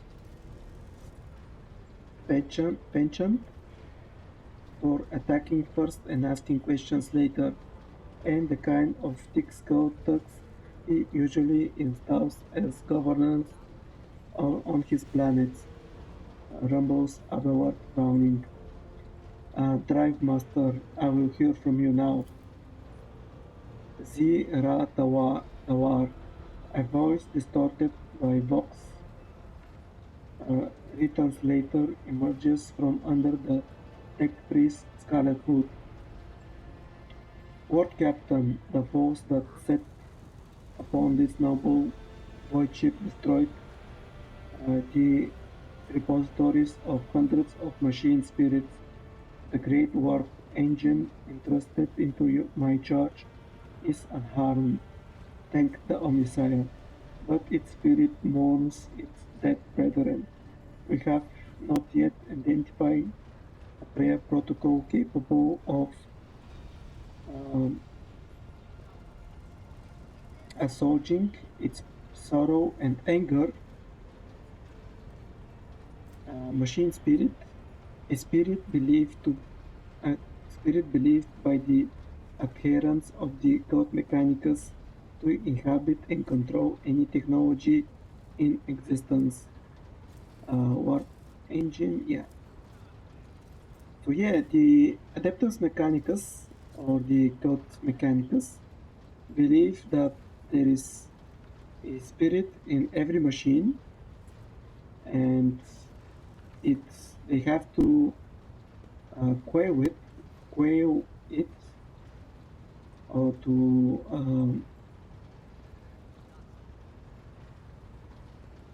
to chant prayers on it for it to work properly. And it's not just some kind of code, some programmed code in the system. Which is, I think it's kind of funny.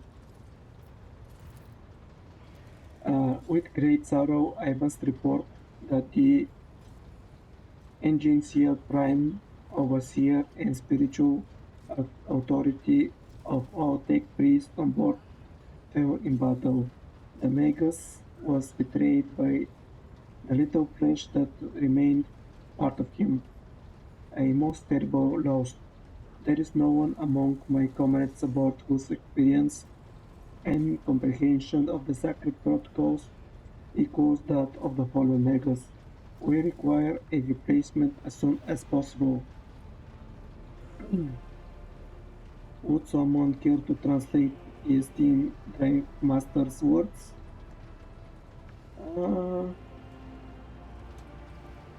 Okay, I think I understand it. There's no need for me to someone to translate her words. Maybe someone who is not familiar a lot with 40k maybe need some kind of translation, but I think I got it. I see, thank you. New engines here. We have to find it. We can find them somewhere in the system. The tech priest bows her head.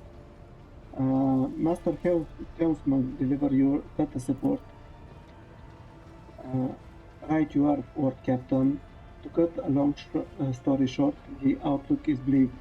The ships sound more or less The ships sound more or less, but without our engineer, prime, and navigator, who fell in battle, we have no way out of the system. If we try to set as much as I told inside the warp, I don't know what will happen first.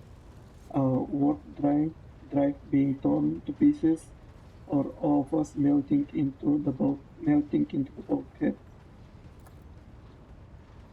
Yeah, your ladyship, if you will allow me to interject. When we arrived in the system, my crew followed standard protocols and contacted a count of all the available communication channels in the region. One of them was a Navis mobility station. The station maintains a complete void silence, but even its presence here inspires hope. To have located a navigator in the very same system is an incredible stroke of luck, a true blessing from the God Emperor. Navis Nobility, a nation organization of noble mutant families whose genes allow them to safely guide war-capable void ships through the Imperium, to the Immaterium. Okay, so have to find a new navigator. A sharp bolt of pain lances through your skull, as if in response to what you just heard. You understand that it is not the God Emperor you should thank for such a good fortune.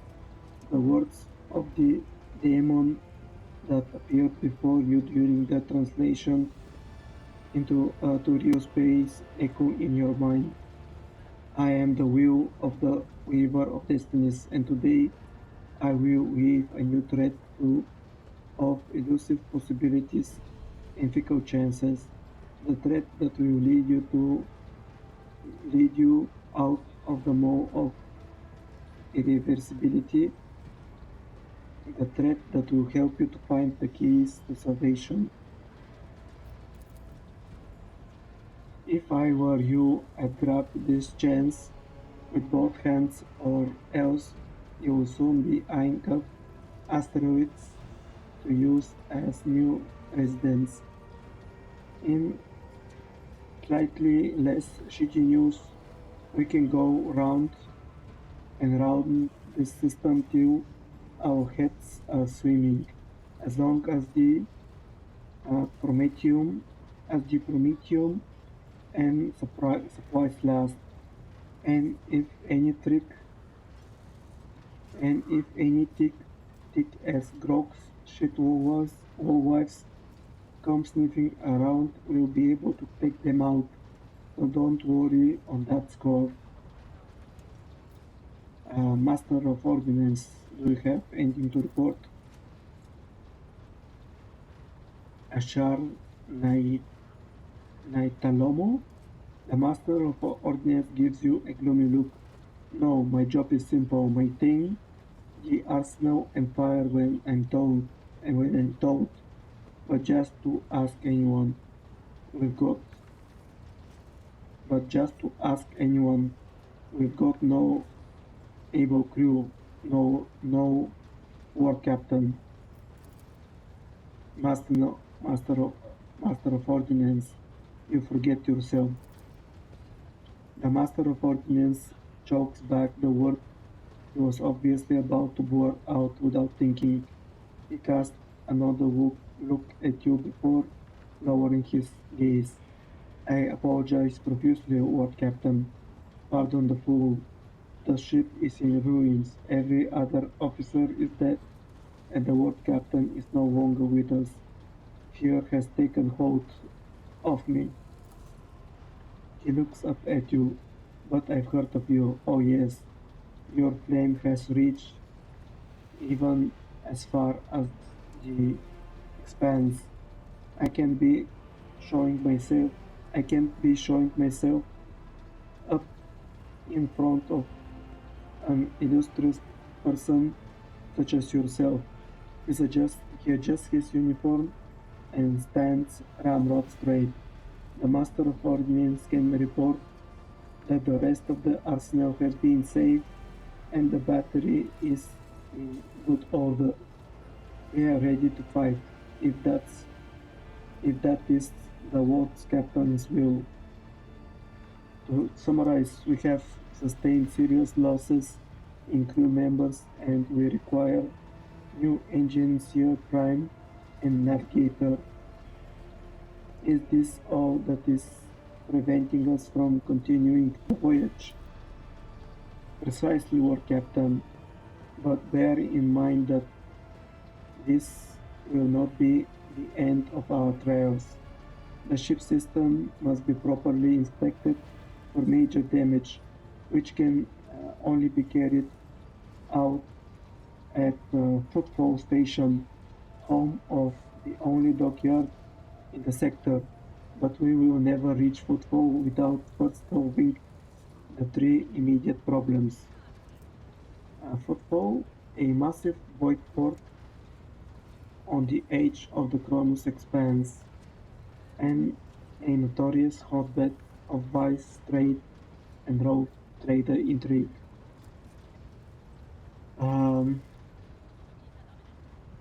What can you tell me about the system in which we currently find ourselves? I cede to the Vox Master for this on this point, Mr. Stoliman. We are in the Raikat star system, and our voyage here was undertaken on the orders of your ladyship's predecessor. There are 3 inhabited bodies in this system, and our attempts to send Vogue messages have produced confounding results.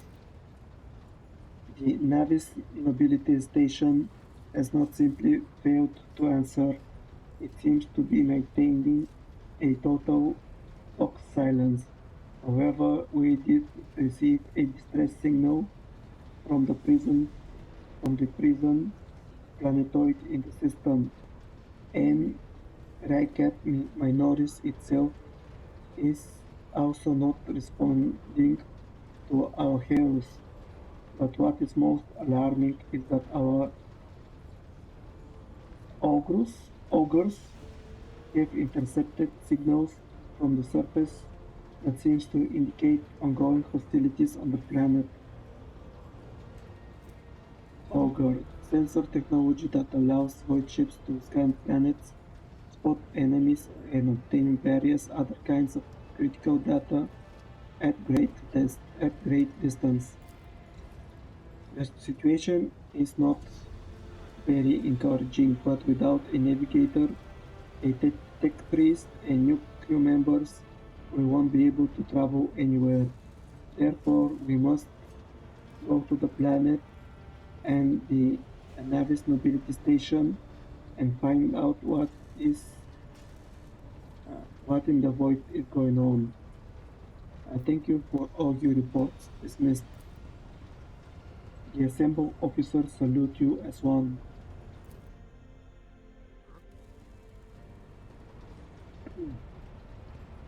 Your ladyship, there is one other thing. A confidential matter of the utmost importance. Lady Theodora Aberwart states, your eternally esteemed predecessor brought the ship here to the system for a reason. She was given a secret commission. You perhaps are wondering who has the authority to commission a rogue trader to do anything, and I shall tell you, the World Inquisitor, the head of the Emperor, the chief architect of his will in the Cronus Expanse.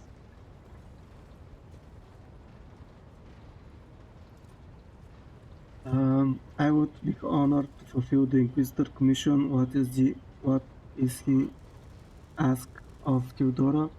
I came across a strange handwritten letter on Theodora's desk. It was signed XC. You are referring to the contents of that note, I presume. Yes, quite right. XC. Xavier Kaukazar.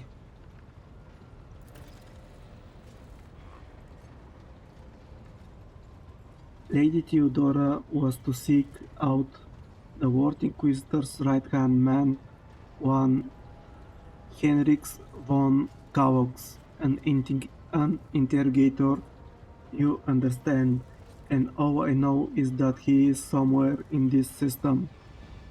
That we must find him and offer him whatever assistance he requires, and then deliver him to Footfall in the Furibundus system.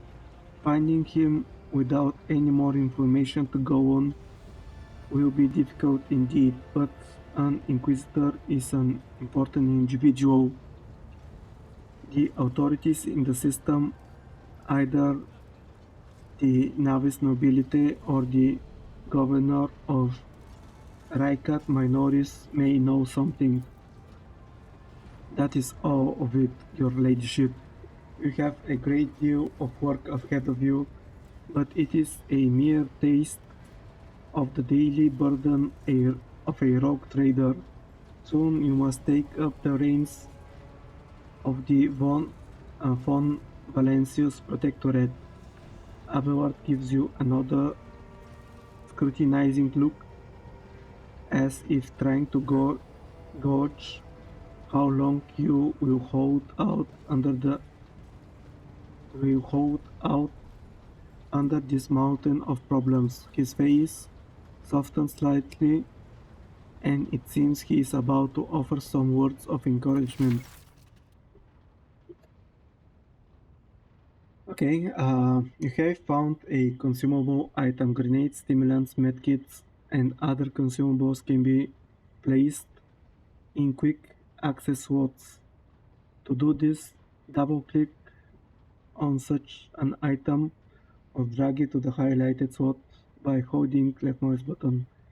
Each consumable item has a certain number of uses, which is indicated in the item's description. As with most actions in combat, using consumables items spend the character's action points. Okay, so Hydra, Sister Argenta, explain yourselves. The Sister of Battle grimly nods towards Hydra. The Psyker is suffering some ailment or dark madness. She insisted on seeing the rogue trader. I judged that it would be unwise to leave her unsupervised. Adeptus Sororitas, the devout warriors who served as the militant arm of the Adeptus Ministorum. Was the Adeptus Ministorum the Ecclesiarchy?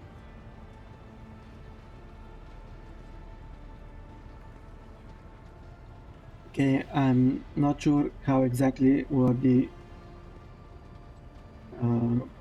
names of all the branches of the government in the Imperium of Man, but yeah, I will think that because I know that the Adeptus Sororitas, or the Sister of Battles, serve the Ecclesiarchy. So the Ecclesiarchy is the Adeptus Ministorum.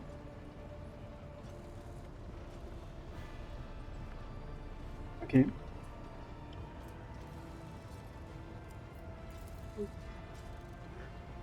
For a brief moment, Sister Argenta's voice sounded hesitant.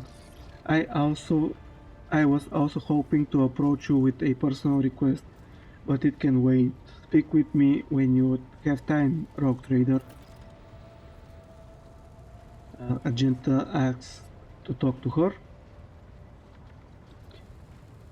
Hydra's glaze eyes roll over those assembled.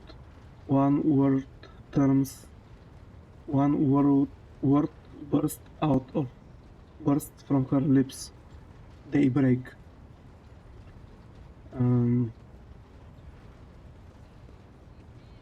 Hydra, come to your senses. Upward, bring the twitch to heel.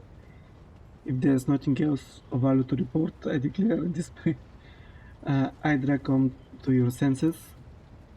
Damn it, Hydra. Idira presses her fingers in her temples in desperation. Your ladyship. Here's the thing, I was trying to see the immediate future and it hit me so hard. My head is still spinning. Something very strange is heading our way and I can't make out what it is, no matter how hard I try. A single word is all I can make out. Daybreak. Or maybe it's dawn. And it's riding and it's ringing and ringing like echo, like a bell. But if it's daybreak, then why is so dark? Why it is so dark? We cannot extract any information of value from a single word. Can you tell us anything else, Mistress Twas? No, not yet anyway. The voices are going berserk. All shouting is at once. I can't make any sense of it at all. As soon as I know or sense anything, I will report in, alright? Word Captain, if you want me to take a closer look into your future, find me on the bridge and we can talk.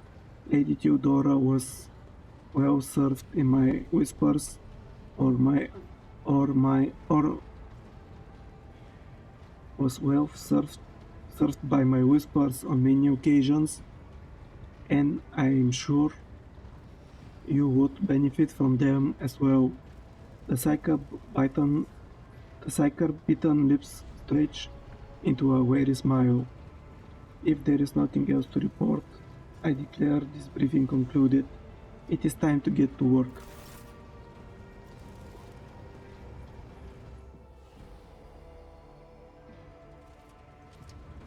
Use the system map in the center of the bridge to issue orders to the crew.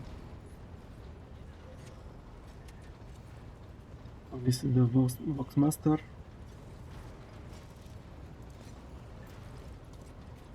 Okay, I will pause the game for a second and I will make myself a drink, because with all this reading it's not good for my throat and I'm feeling some discomfort in it already. So I'll be back in a few minutes.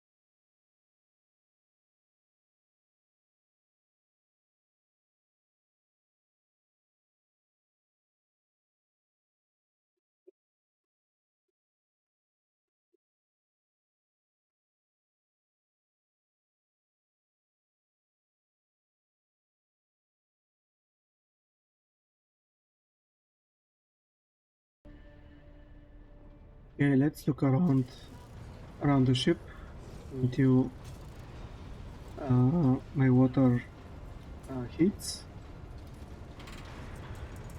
There was an accident in the officers' quarter. A hero team is required. Always well on the bridge, Ward Captain. We are ready for your orders, Ward Captain. Always well on the bridge, Ward Captain. In a 18-pale woman stands out among the rest of the crew. There is a thick bundle of cables coming out of the back of her skull and disappears under her ceremonial garment, and you see the grate of a quality humming box where her mouth should be. The woman sees you and bows her head in a respectful greeting. How may I serve you, Ward Captain?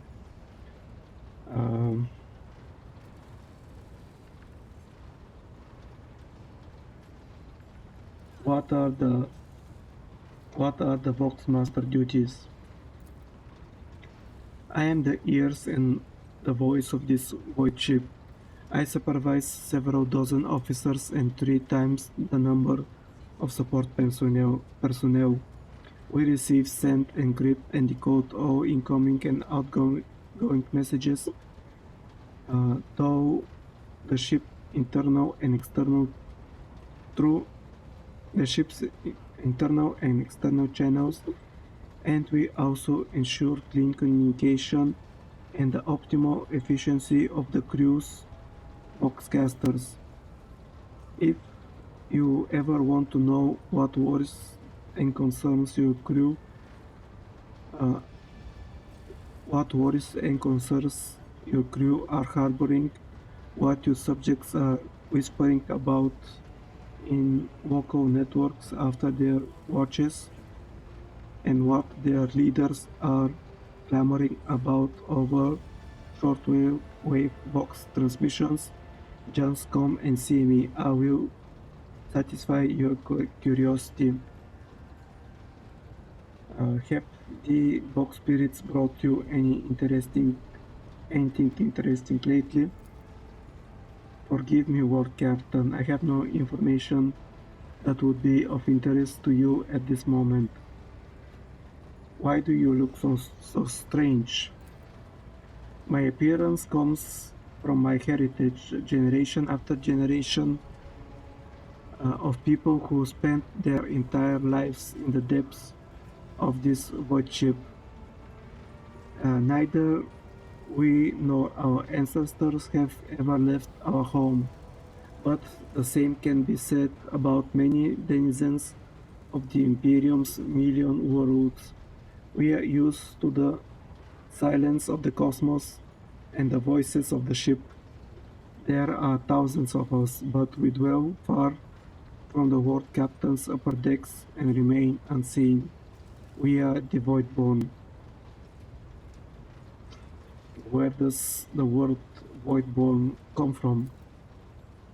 Because we are children born in the void between the stars and in the womb of a traveling vessel and orbiting satellite or a forgotten asteroid station, low gravity voyages through the warp and the countless dangers of space, travel, everything others hate and dread is a second nature to us. Tell me more about the lives of the Voidborn in my crew. To us, the groans, creaks, and the murmurs of the ship sounds the way babbling brooks and singing birds to the world dwellers. We hear the ship breathe, now know what it's feeling and thinking. We are part of the ship just like it is part of us. We perform numerous functions and there are many officers among our number. Some maintain order and prevent mutiny, others serve as shepherds and support the crew. Some devote themselves to mending the body and the spirit of the vessel. Most of the Voidborn are members of large void ship dynasties that bear responsibilities for a certain aspect of the ship's life. For 300 years, the main branch of the Ptolemon dynasty has produced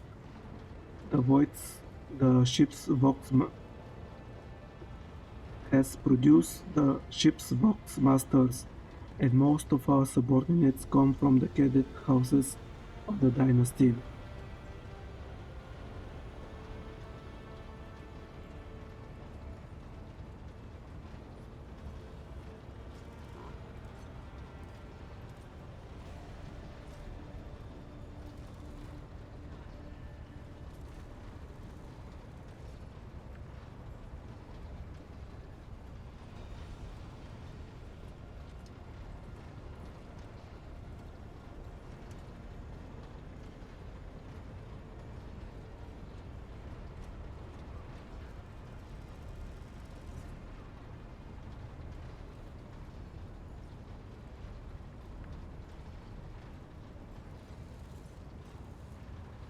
Yeah, it would have been good for me to turn on the um,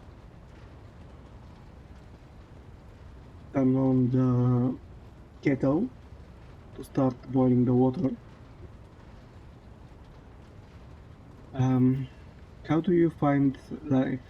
How do you find life on the ship? Life has been quite generous to me, Lord Captain. I am the Vox Master, and only the best in the dynasty can become one. By virtue of my skills and position, no one has ever denied me anything. Our family claims a spacious section for its demesne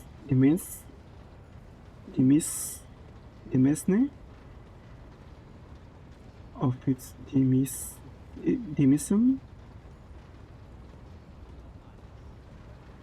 I also enjoy long walks to the narrow and dimly lit corridors of the ship, listening to the sounds of her activity, falling asleep and waking up to the chanting of hymns, and admiring the stars beyond, of course. How the others on the ship treat you. We look, speak, and move differently from the inhabitants of the planetary worlds. Our way of life, tradition, and quirks frighten these people just like the darkness of the cosmos. Many believe us to be bringers of ill fortune, and alas, it is the Voidborn who get the blame for terrible warp phenomena during long voyages. Vigdis hesitates before continuing. Several years ago, an unfortunate warp germ caused all the food on board to spoil. 15 days later, a hungry and furious crew nearly massacred everyone on the war decks, blaming us for misfortune and hoping to restock the ladders with our flesh. I would have been killed during the mutiny had Idira Tuas not shown up at the right place at the right time. She came to my rescue, and the scoundrels' fear of her was even greater than their fear of the Voidborn. Looks like you are close friends with Idira. Webs of tiny wrinkles appear at the corner of Vigdis' eyes. The only hint that the Void Master is smiling. The Voidborn seldom make friends, especially among the captain's entourage. But you see, many consider Idira to be different. I am different too. We have spent plenty of time in each other's company, discussing regicide over a glass of Amasek. Regicide, a human tabletop game played across the Imperium of Man, similar to the ancient Terran game of chess. Okay, Amasek, a potent alcoholic drink of varying quality, widely available across the Imperium. Except Hydra's except either change after one incident, and we started to drift apart. The death of World Commander Theodora made her withdraw even more. I do not know if Idira consider me her friend now, but we used to be very close. It is good I can still look after her in my own way. Okay, perception test succeeded. Interpreting the Vox Master emotion based on half a face and a Vox modulated voice is no easy task, but you managed to catch the undercut of Vigdis' words. The Vox Master is not merely saddened by her rift with Idira, she is devastated by it. Okay, so if I can make, if I succeed to bring them back together, I may have, I may gain some goodwill with them. Goodwill. Have you ever left the ship? Oh, I did once, and it was dreadful. It felt like the massive blue dome overhead could shatter at any moment and fall, and my bones would be crushed by the gravity. Vigdis twitches her shoulders, trying to ward off the flood of memories. The ship is my home, Lord Captain, and I would not trade it even for the bounty of 100 words. I see, let's return to business. As you wish, Lord Captain. Connect me to the vessel's main channel. I wish to bolster the morale of my crew. Ooh, okay, I failed that. Before you can activate the Vox, a deafening screech of static fills the air, making everyone aboard jump to attention. You clear your throat and address the crew with a rousing speech, but whispers and indifferent stares are the only response. Okay, that will be all for now. Can I try this a few times when I'm on the bridge? I live to serve, Lord Captain.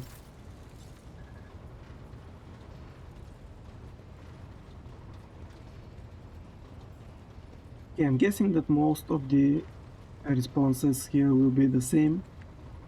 Yeah, ready for your orders. Oh, we're on the bridge. Yeah. Oh, the helmsman.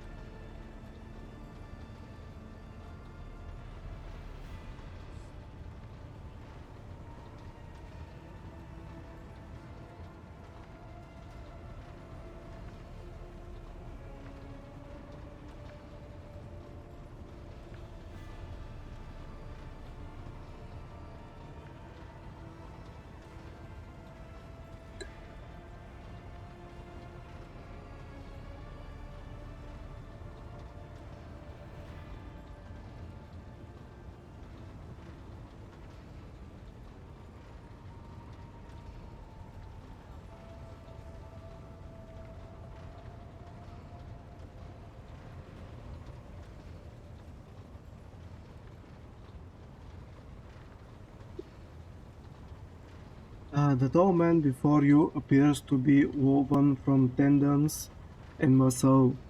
Blue veins snaked under his white, almost dove-colored skin, and his scalp and chin are covered in cropped white hair.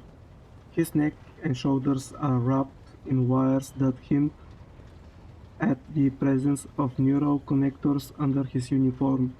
The officer's face seems to be twisted in a perpetual grimace of annoyance and anger, but he greets you with a respectful nod.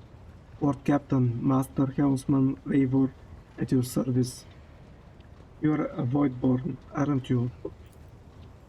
That I am, born into a Helmsman clan in the bowels of the Chartis vessel, studied the family trait until I was 15. Then my entire clan was butchered in a mutiny by Lower Hold scum. They spared the young uns. Of course, they did. Kids with implanted connectors made great navigational servitors, but I was having none of it. They weren't going to make me a servitor. They weren't going to make a servitor out of me, so I escaped into the Croways. And then I spent months picking them off one after the other. Eivor stops abruptly. You got me talking up a storm. Anyways, yes, I am Voidborn. Finish your story, Eivor. Eivor stays silent for a few seconds. Not much to tell. I gutted everyone I could get to, and then I fled upward to the middle decks. That's where an auger operator took me under their wing. They have apprentice helmsmen of their own up there. You see, nobody asked me any question, so I stayed. I grew up, trained, got smarter, then ended up a junior helmsman. A dozen years later, Danrock spotted me and lured me away. The cheeky blighter. Tell me about the Voidborn. Eivor winces and rubs his temple. Lord Captain, I mean no disrespect, but you'd better to find someone with nerve for conversation, like Tolimon, the new Voxmaster. I ain't the talking type. I just get the ship where she needs to go. Best let folk stick to what they do best. Tell me, what can you tell me about the other officers? Good for nothing wasters. That's what they are, each and every one. Take Janice Danrock, that highborn weasel. He fawns over the officers, but some of the deal he makes would get him burned alive. He drags other people into his game so they can take the fall for him too. One of my junior helmsmen was carrying goods from Footfall to him, got caught by the Seneschal and ended up in the Void Hatch. Danrock couldn't care less. The Voxmaster, another Toliman, like the last one, Void. The Voxmaster, another Toliman, like the last one, Void rest him, is no better. She cut off half the Vox channel the day she took up her post. Said the Vox system were damaged and Engineerium had no contract with other modules. But how I am supposed to steer the ship, collect the Cox reports with the power of my mind? First officer were Serion. I can't stand him. Like every Navy officer I've ever met, he doesn't know I think about controlling a vessel in the void, but he puts himself but he puffs himself up all the same and throws his weight around. Me and him had to have words a few times before he left me alone. Thank the Emperor, Lady Theodora trusted me more than the Seneschal when it came to helming a void ship. Then there is that woman. What's her name to us? Lady Theodora brought her along whenever she went, and look what happened to her. I wouldn't be surprised if it turns out it was that witch that delivered her to an early grave, just like countless souls before. I don't see why anyone would want that walking calamity on their ship, but some would disagree. They say she is friends with young Toleman, you know, or at least she used to be. Tell me, do you like anyone at all?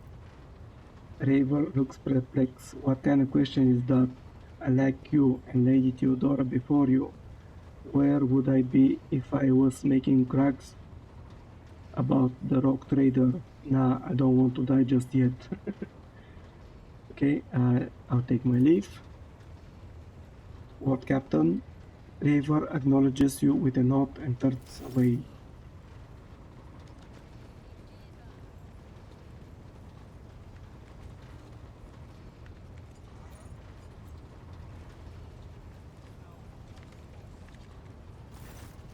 Rogue trader. Sister Argenta looks tired. There are dark circles under her eyes. Her hair is somewhat disheveled, and she moves like she's little on edge. You said you have a personal request for me. I indeed have a request, rogue trader. Accursed servants of chaos who assaulted the ship took the lives of loyal crew members, and they orphaned many children, including the progeny of a brave officer who defended their post until the bitter end. I don't know what customary practices there are for cases like this in Von Valencia's territory, but in the world I'm familiar with, the children of such brave souls could expect to receive some special consideration. Perhaps the rogue trader could meet with the orphans. Chaos, a malign metaphysical force composed of psychic energy that exists in the alternate dimension known as the world. What will meeting them do? Make arrangements for a meeting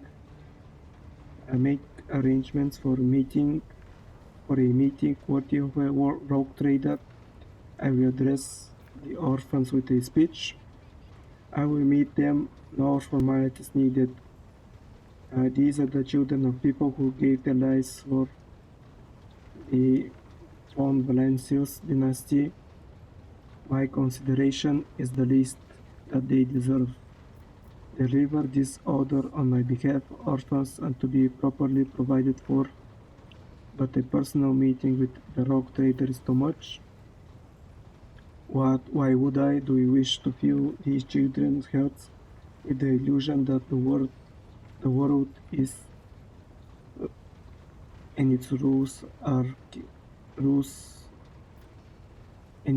care about them? I will not have part of this. Okay, I will meet them, no formalities. I will pass on your instructions. Thank you for taking my request to heart. Oh, we are going there immediately? Okay, I wasn't expecting that.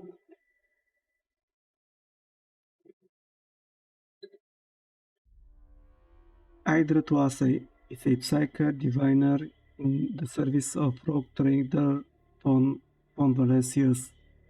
daughter of a distant world and a product of a doctrine alien to the Empire, she perceives the curse of sorcery as a gift she deserves.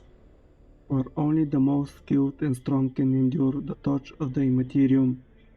Years of using her sorcerer's power have cost both Idira's mind and soul dearly. With each passing day, her ability to keep the malignant forces under control weakens, and so the moment when the warp will devour the diviner without a trace creeps ever closer. Who knows if Idira will be able to come to terms with the inevitable, or if she will turn to other forbidden forces in search for salvation.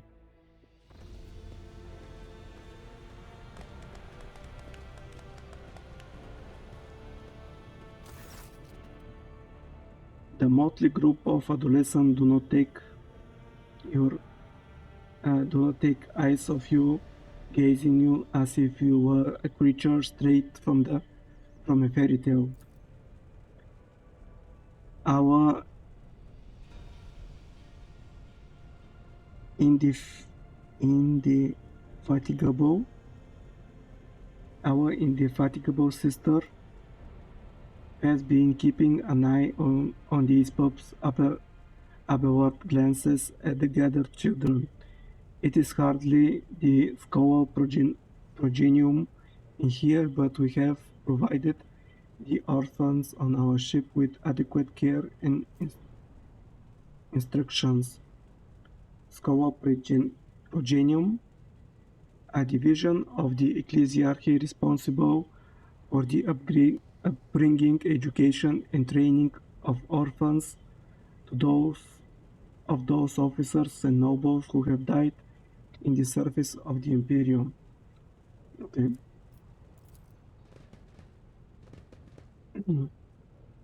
Argenta is standing at the side of the group. At your approach, she perks up and announces, her voice ringing.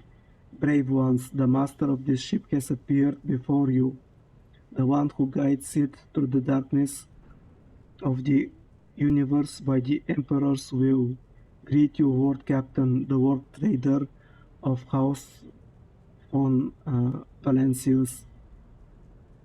Gladly address the group, smile at the group, address the chaperons. I, the rogue trader and world captain of this ship, speak to you now. Your parents gave their lives for a just cause and brought honor to the von Valencius banner and those of the Imperium. I am proud of them, and I believe that you will become their worthy heirs.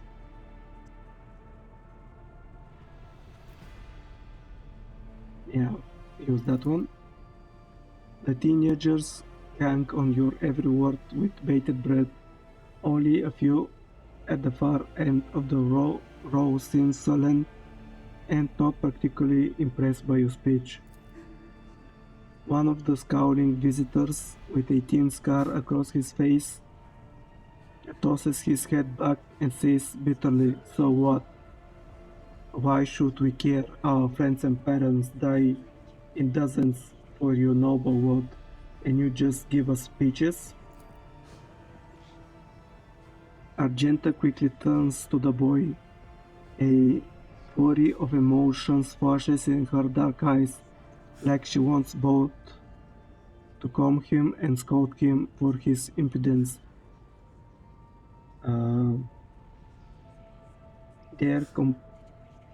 Address the chaperons, their components. Their comportment leaves much to be desired. I hope that they will be molded into worthy servants of House von Valesius. The audience is over. Punch the troublemaker, put the rest back in their base. This audience is over. If you have things to say, say them without fear. I will listen. Rest assured, you won't be abandoned, you'll be taken care of. If you have something to say, say it without fear. I will listen.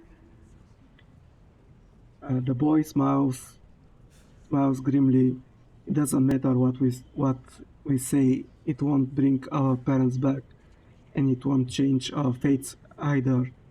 We'll keep slaving away on this ship until we drop and die like our folks, or worse. I understand your grief and dismay. Your parents died. It's not an easy thing to go through, but they gave their lives for the truth, for the good of the whole ship, for the Imperium. Do not speak for their honorable fate with anger and disdain. When the heretics who killed your parents attacked the ship, I was there. I took command, I fought, and I repelled the assault as quickly as I could.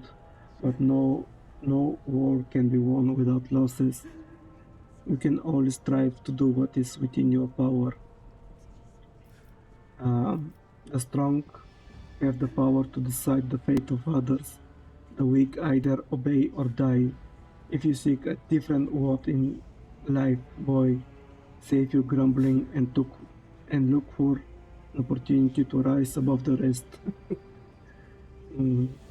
Where's the troublemaker? Okay, Okay, which one I like the most?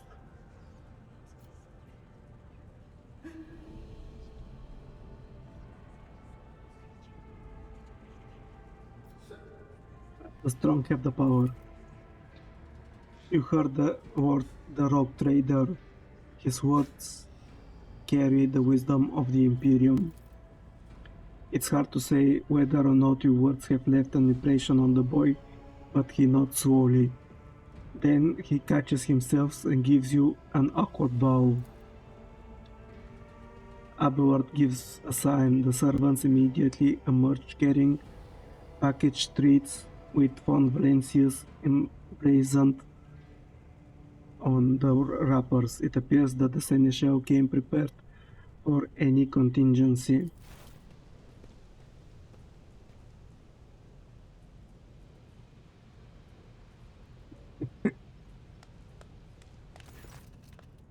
Argenta rubs her temple pensively. She smiles and offers a few words of encouragement, then leaves the bay.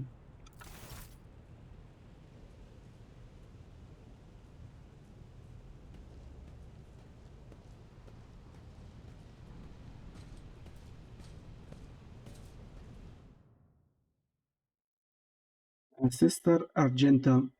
Sister Argenta is one of the blessed Adeptus Sororitas, sometimes colloquially referred to as the daughters of the Emperor, furious in both. I'm back on the bridge. Okay, let's talk to Argenta for a little bit to check what is her backstory. Greetings.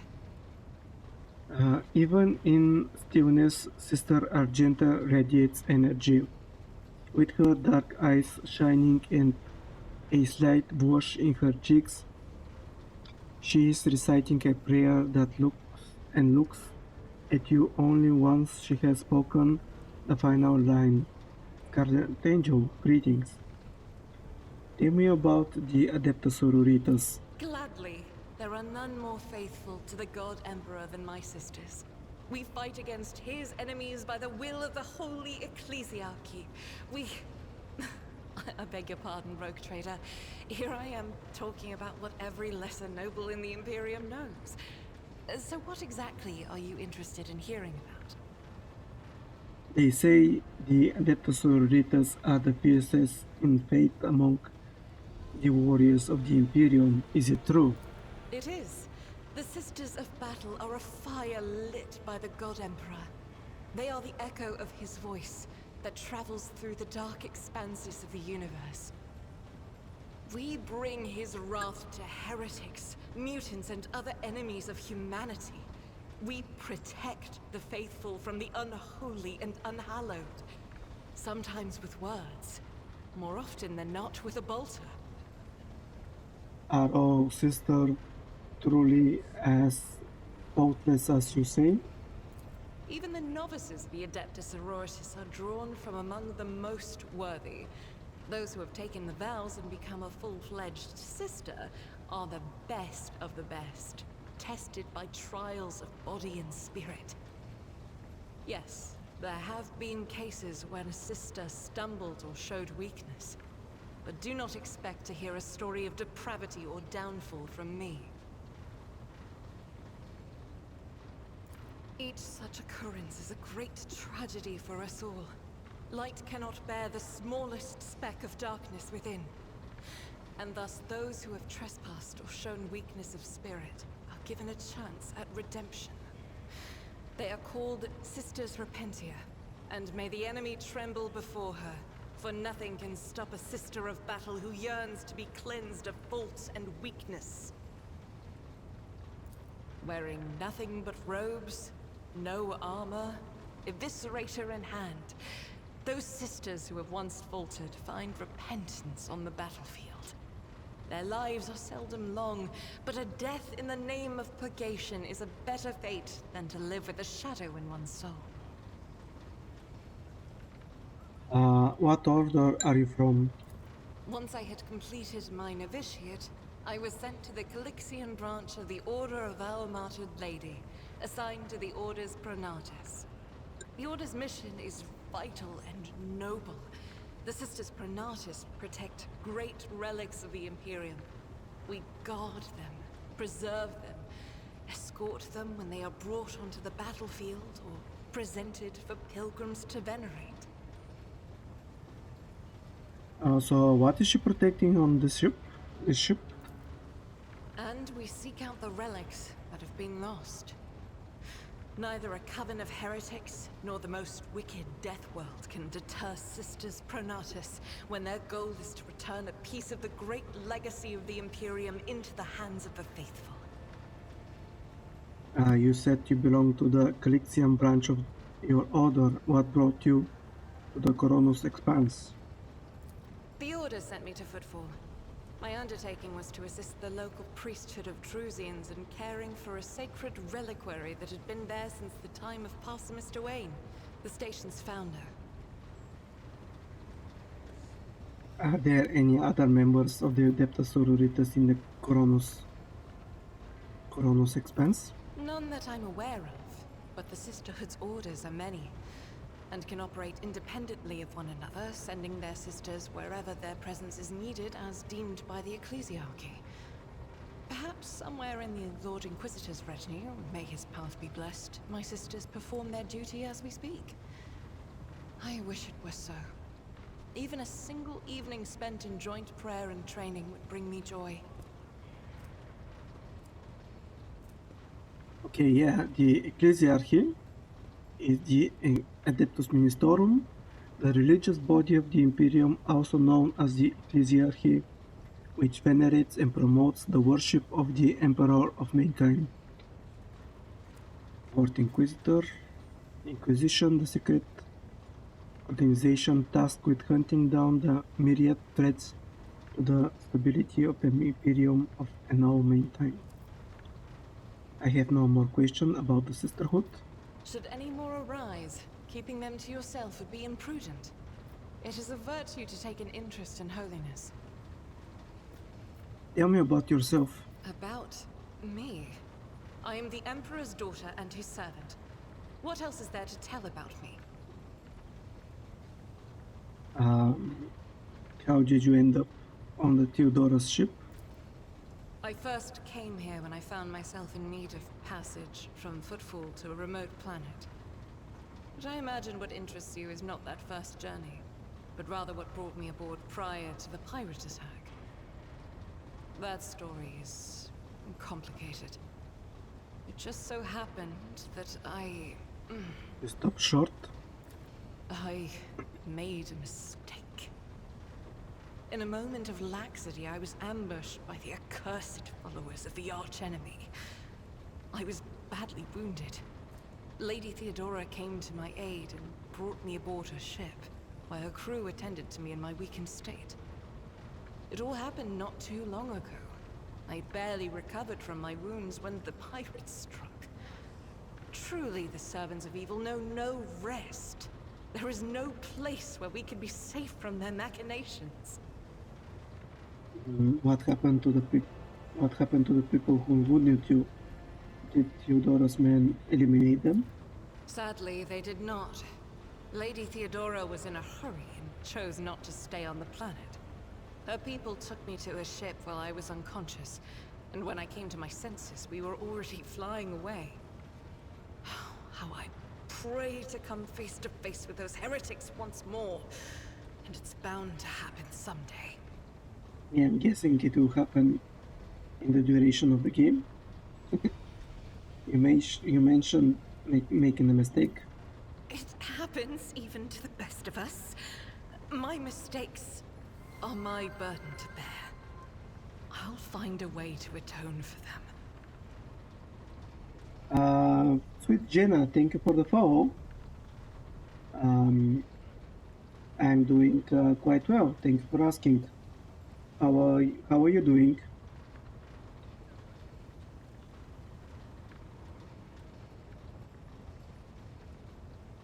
It's a brand new game.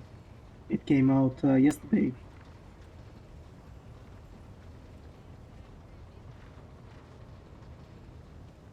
My mistake. Argenta says heatedly. Then she frowns and lowers her head for a moment. Where did this happen? On one of the recently discovered planets in the Expanse. No one suspected that it had already been tainted by the filth of heresy. Had I known it beforehand, of course I would have been on my guard.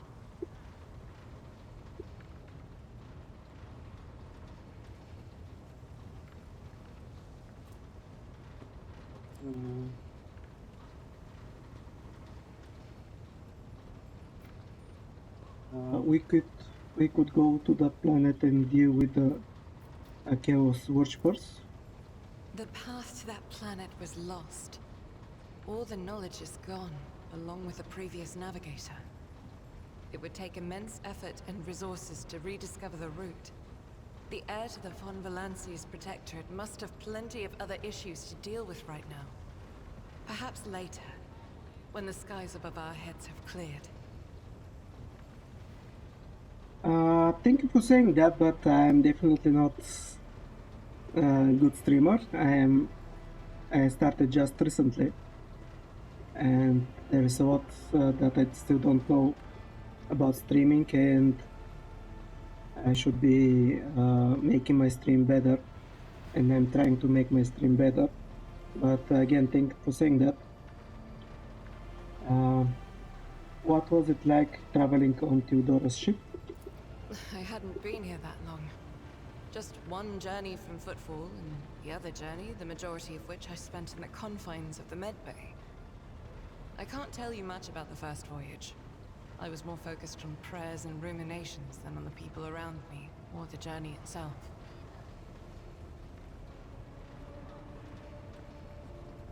Yeah, sure, why not?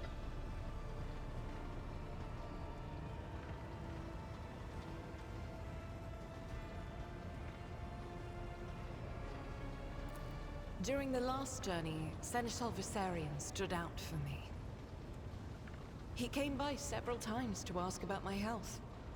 He's an honorable man and a loyal servant of the Imperium. I think he is as meticulous in his inspections of the logistic systems as he is in his inquiries about the health of the occasional sister of battle aboard the ship. Yeah, sure, I don't mind.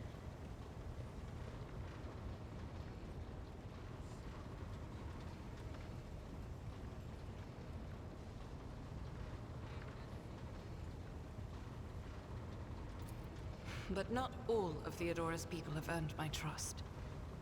You know who I'm talking about. There is no place for Adira Tlas among the God Emperor's faithful. I'm surprised she wasn't in league with the pirates. And I'm equally surprised by how deep heresy and treason run in this place. I'm glad we all made it through that dark hour.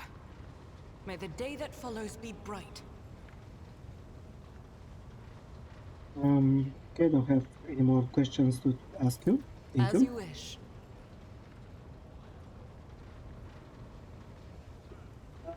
You can check my Discord under the streaming window.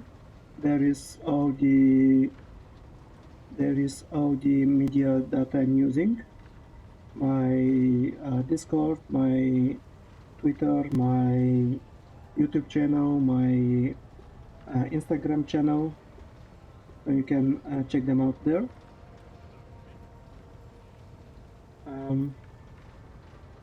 What is it that keeping you in my retinue?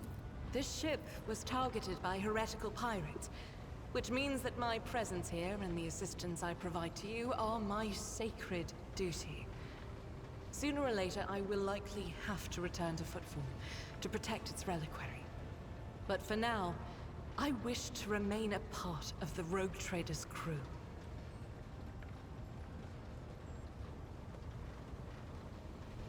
Weren't you in my chat a few days ago?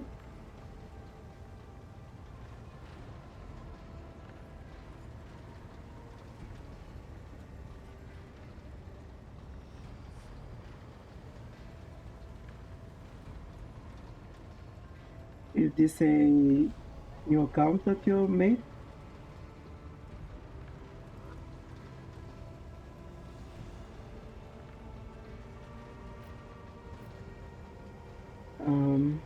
It pleases me to hear that a servant of the Golden Throne in my crew made the enemies of the Imperium tremble before our onslaught. I enjoy your company, Argenta.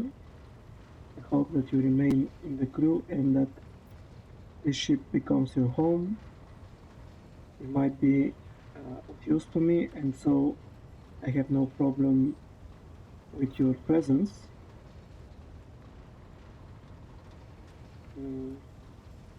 I see no place for you on my ship. We will take you to Footfall, and that will be all.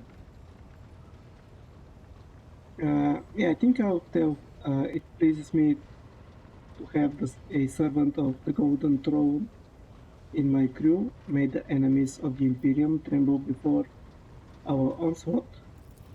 So they shall. Thank you for this conversation. Until the next time.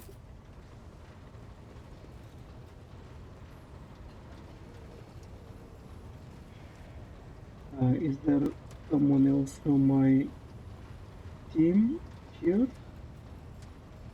Just bridge officers.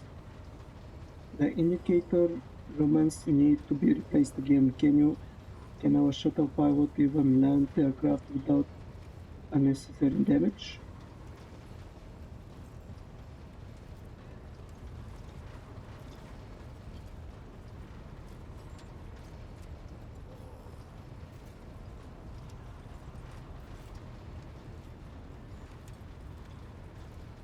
Okay, Abelard is also here.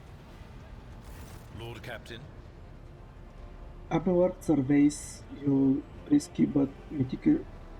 Abelard surveys you briskly but meticulously, as though he is inspecting you for shortcomings. Then he offers a courteous nod.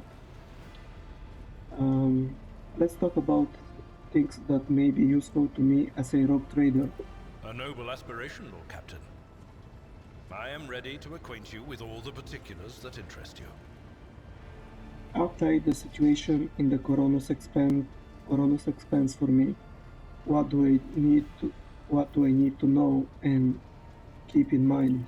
This is a topic for an official briefing, not a casual conversation. But I will try to answer succinctly. And if you permit, in my own words. The Coronos Expanse is considerably removed from the heart of the Imperium.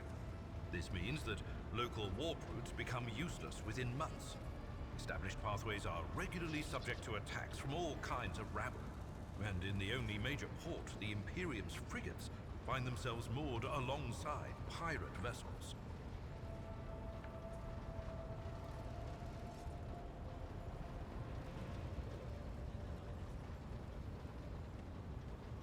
Until recently, the Coronis Expanse could hardly have been called a region of the Imperium. The situation has changed with the arrival of the Lord Inquisitor, but not by much. This place operates under its own rules, you see. More radical, so to speak. But ones that allow for a non-standard approach where there is a promise of victory. The Coronis Expanse is considered rogue trader territory for a reason. Only rogue traders have sufficient military might, audacity, and the rights granted them by the warrant to survive the leap into the unexplored part of the Expanse, and in the event of a successful outcome, to hold on to whatever they manage to capture on the frontier. What are the main players? Who are the main players I need to be aware of in the Coronis Expanse? In the first instance, you should treat official representatives of the Imperium with respect. The Expanse may be on the fringes, but it still numbers among the territories of the Golden Throne. The arrival of the Lord Inquisitor has turned the Coronis Expanse into a less wild and uncontrolled region, to the regret of some individuals who had grown inured to the local lawlessness. Rogue traders such as yourself are also servants of the Imperium. They have been accorded special rights and powers. They wield immense authority within their territory, and they enjoy absolute respect in other parts of the Expanse. The most powerful of them are Kalagos Winterscale and Incendia Bastal Chorda. Tread carefully when dealing with either of them. I think these two are the other two rogue traders in the system. The other two people that have the document that allows them to be traders in the system.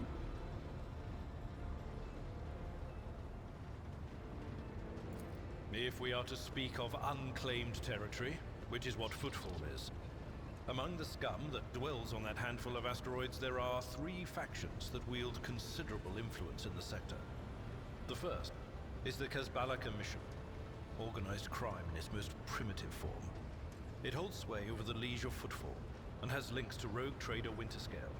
The second faction is an offshoot of our shining ecclesiarchy, followers of St. Drusus.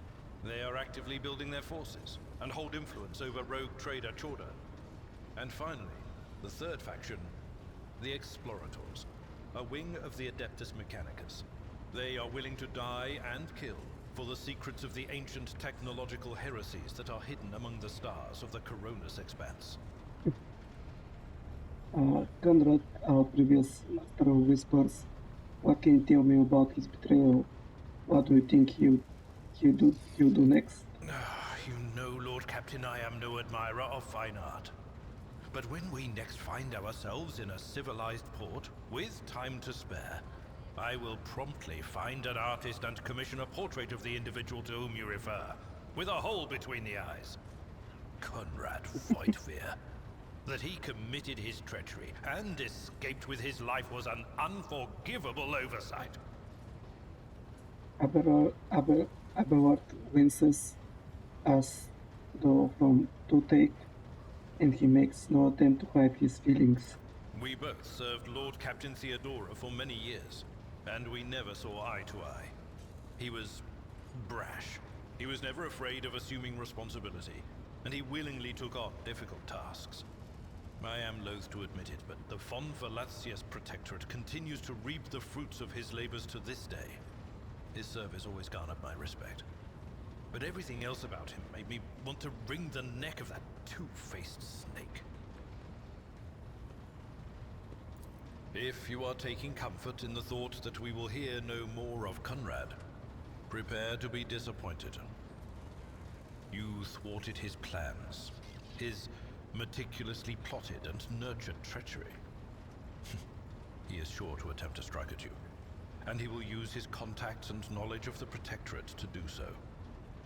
The only question, Lord Captain, is whether you will be able to anticipate his next steps. That's it for now. As you wish, Lord Captain. I'd like to know more about my seneschal. As you wish, Lord Captain. What would you like to know? Tell me about yourself. What were you before you became Theodora's seneschal? I used to be an officer in the Navis Imperialis. No, used to be is not quite right.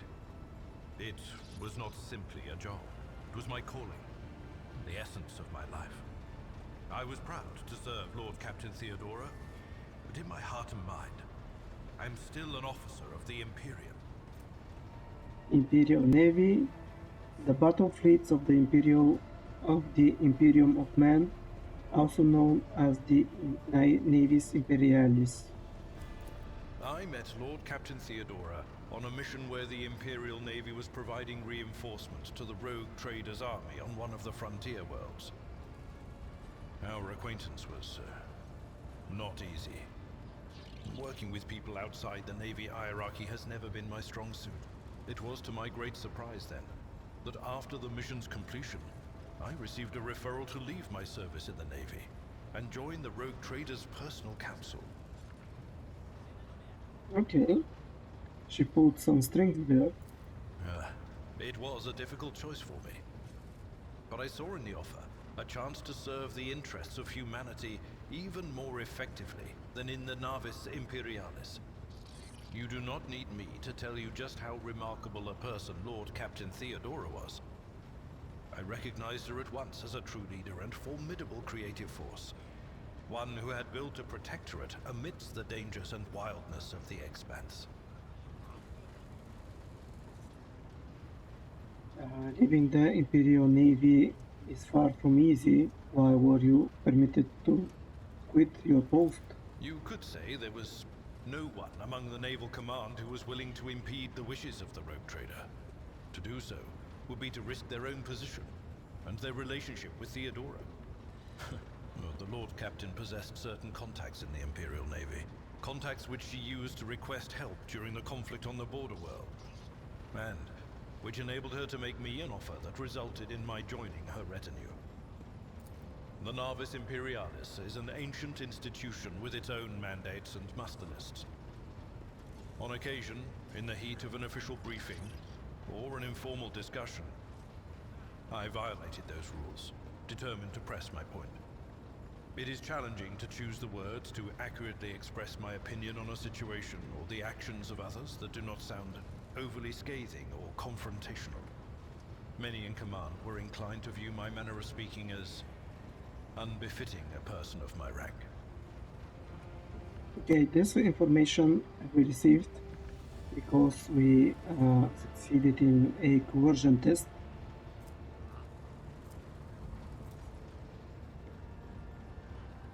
Okay, I had to have a score under 44, under 55, and we got 44. Nice. Abort seems to crack slightly under your intense stare. The way you talk about Theodora, I begin to think you are in love with her. What? Lord Captain, any allegations of improper feelings or unsanctioned relations are utterly baseless and bordering on the insulting. Utterly baseless. Is there another hidden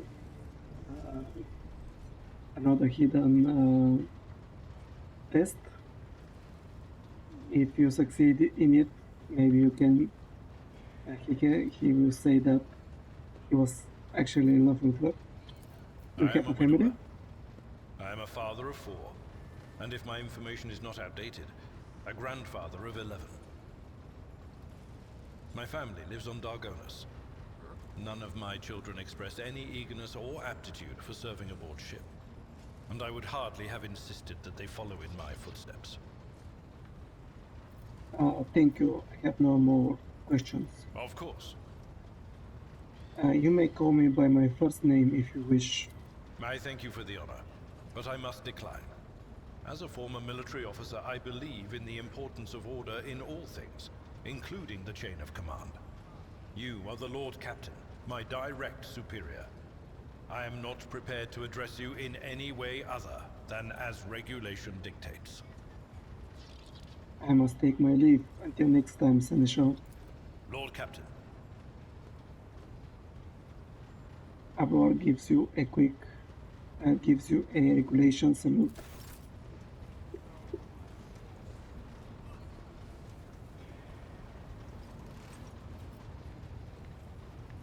Okay, to the Lord Captain's quarters. Voigt's man at arms. Ladyship, greeting Captain. Or Captain.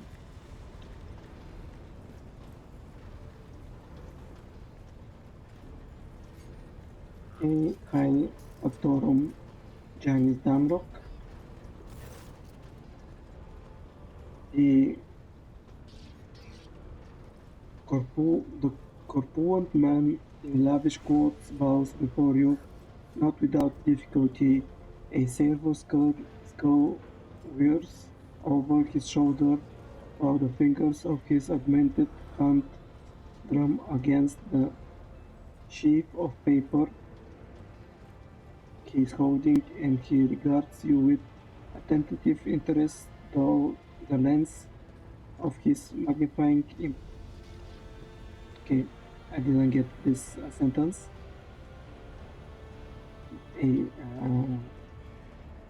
Over his shoulder, while the fingers of his augmented hand drum against the sheaf of papers he is holding, and he regards you with attentive interest through the lens of his magnifying implant. Okay, got it. Greeting, your ladyship. Yanis Darrock at your service. How did you come to serve the von Valentius dynasty? I come from Dargonus, your ladyship.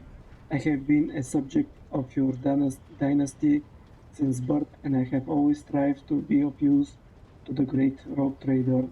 Alas, it was not my fate to be the primary heir of my own family due to my being 15th in the line for the title. So I decided not to stand in the way of those behind me in case they attempted to shorten the waiting list at my expense. Yanis lets out almost kindly chuckle. While my brothers and sisters schemed against one another, I studied and the exact science and mastered bookkeeping, the greatest art of the Adeptus Administrorum. I must admit that the accumulation of wealth, something one can control, is far more exciting than hunting, carousing, and the other traditional amusements of my noble peers. What was it like working with Theodora? Oh, how... Now that's a tricky question, your ladyship. Do you ask it of everyone, knowing they risk losing their head? Should they let slip a careless remark about your predecessor? I shall put it thus. Working with Lady Theodora was never boring and always profitable. The Imperium has billions of subjects, but very few that do what they love and what they are best suited for. I would say Lady Theodora was one of the fortunate ones. She was a model rogue trader, and she surrounded herself with those who excelled at and loved their work. Hers was a rare talent indeed. I wish to know what you think of your fellow crew members. Keeping tabs on your subordinates, a wise move. Tell me who interests you, and I will endeavor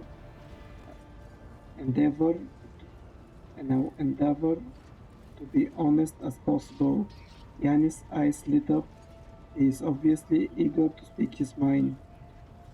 Tell me what you think of Seneschal Aberwar Wersarian. Lady Theodora managed to do whatever the Imperial Navy could not teach Master Versarian to carry out orders that he fundamentally disagrees with. I do not know what methods she used, but the result is impressive. Having said that, there is something else you need to know, Lord Captain. Your seneschal is capable of being something far greater than mere conduit of your will. He possesses the cunning and experience to run the Protectorate, possibly whenever Theodora was away, and that really is saying something. Keep an eye on that old officer, I say, or alternatively turn him into a faithful ally. I'd like to hear your opinion on Conrad Voigtfear, the former Master of Whispers. I hope I never see him set foot on board this vessel again, not even as a servitor, although he would be able to do at least some good that way. Someone has to clean the latrines after all. The Factorium's bloated face grows stern. He gave us all quite a fright at that ill-fated day, Lord Captain, and still, to speak candidly, I never enjoyed Master Voigtfear's company, but I believe him to be a man who knew how to do his job. Regretfully, I was mistaken. It turned out Conrad lacked the most important quality for a master of whispers, unwavering loyalty to the rogue trader. And this failing came to light in the most deplorable manner. What do you have to say about Props Master Vigdis Toleman? Ah, yes, the Voidborn. You know, in my family, we use such creatures as quarry whenever we went hunting. Mutants are the bane of humanity, an unseen tumor that threatens to end us all. But I digress. In the brief time Toleman has spent in post as Voxmaster, I have not noticed a significant flaw in her character or anything that would make me question her professional qualities. Needless to say, she is very diligent, as is any Voidborn seeking to earn their master's affection. I believe you can trust her skills and loyalty. I wish to discuss something else. I want to know more about the people who buy our plunder. Of course, Lord Captain, who interests you exactly? We most often deal with followers of Saint Drusus, the Explorators, the Casbalica Mission, or Emperor forgive us, the Fellowship of the Void. What do the followers of Saint Drusus acquire from us? The Drusians still hope to bring the Coronis Expanse into the warm embrace of the Faith, just as their flock hopes to receive the aid of the Drusian missionaries. Each crate of food, shipment of clothes, or box of medicine marked with your seal is a sign the rogue trader herself believes in the sect's future success. Reverend Hieronymus is the first among the Drusians and is most often seen as Footfall's Grand Atrium, a gloomy fellow, but some almost believe him to be a saint. Tell me more about the explorators. Members of the Explorator Cognizance fleet, which has been roaming the Kronos Expanse for a good while now. Omnissiah knows what they are hoping to find, but their acolytes regularly show up on inhabited worlds, seeking and bits of sacred knowledge, tracking down mechanical relics and sniffing out Xeno artifacts. It, if truth be told, supposedly they want to save the ignorant rabble from corruption. A tech priest named Opticon 22 does business with us on the fleet's behalf. He can be found at the docks on Footfall. I am interested in Casbalica mission. The masters of the code trade immortal criminals and notorious crooks to the last man. The mission is but one branch of this mafia gang that has taken root in the Calix sector. You can do business with them as long as you take the necessary precautions. They are led by Vladian Tukara, who recently appointed himself Liege of Footfall. Of course, he is a trusted ally of rogue trader Winterscale, but he will not refuse you another of the Emperor's anointed. If you wish to talk to Vadim, look for him in the Liege's place on Footfall. What is the Fellowship of the Void? Yanis emits a laugh like gurgle. A pompous name, is it not? In truth, they are a gang of pirates who are forever scribbling over loot and territory.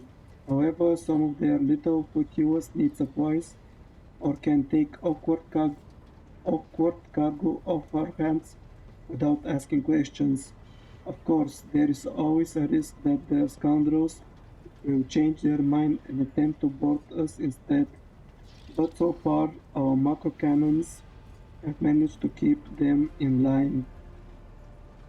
They say Riza Calvaria speaks on the Fellowship's behalf. The Adeptus Amasecus on Footfall is rumored to be her favorite haunt. Why are we giving away our spoils to those people in the first place?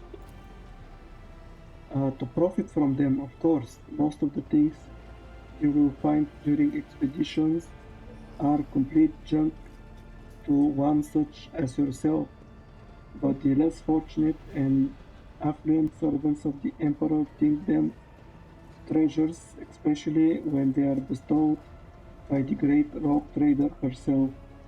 Drusian fanatics and pirate cutthroats, Casbalic dealers and explorators, none will refuse our help in these dark and trying times. And there may come a time when we shall be the ones requiring aid, and it would be beneficial to have allies willing to provide it. I guess we can change the subject.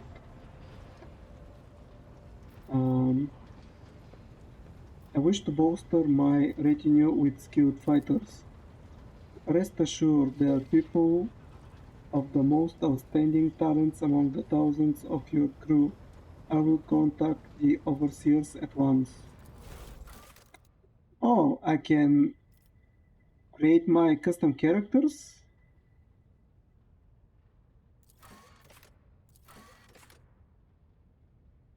Okay. I didn't expect that. Definitely did not expect that. My tactics are flawless. But why am I not able to use the two other pre-made characters? Only Hikata.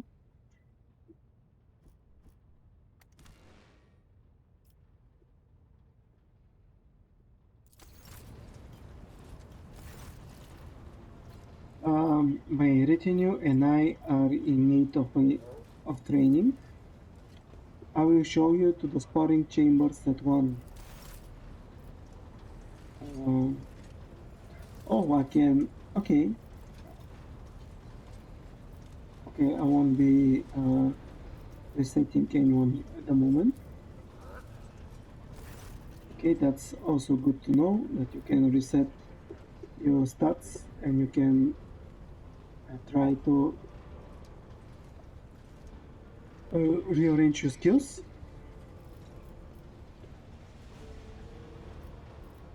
Enough questions for now, I shall return later.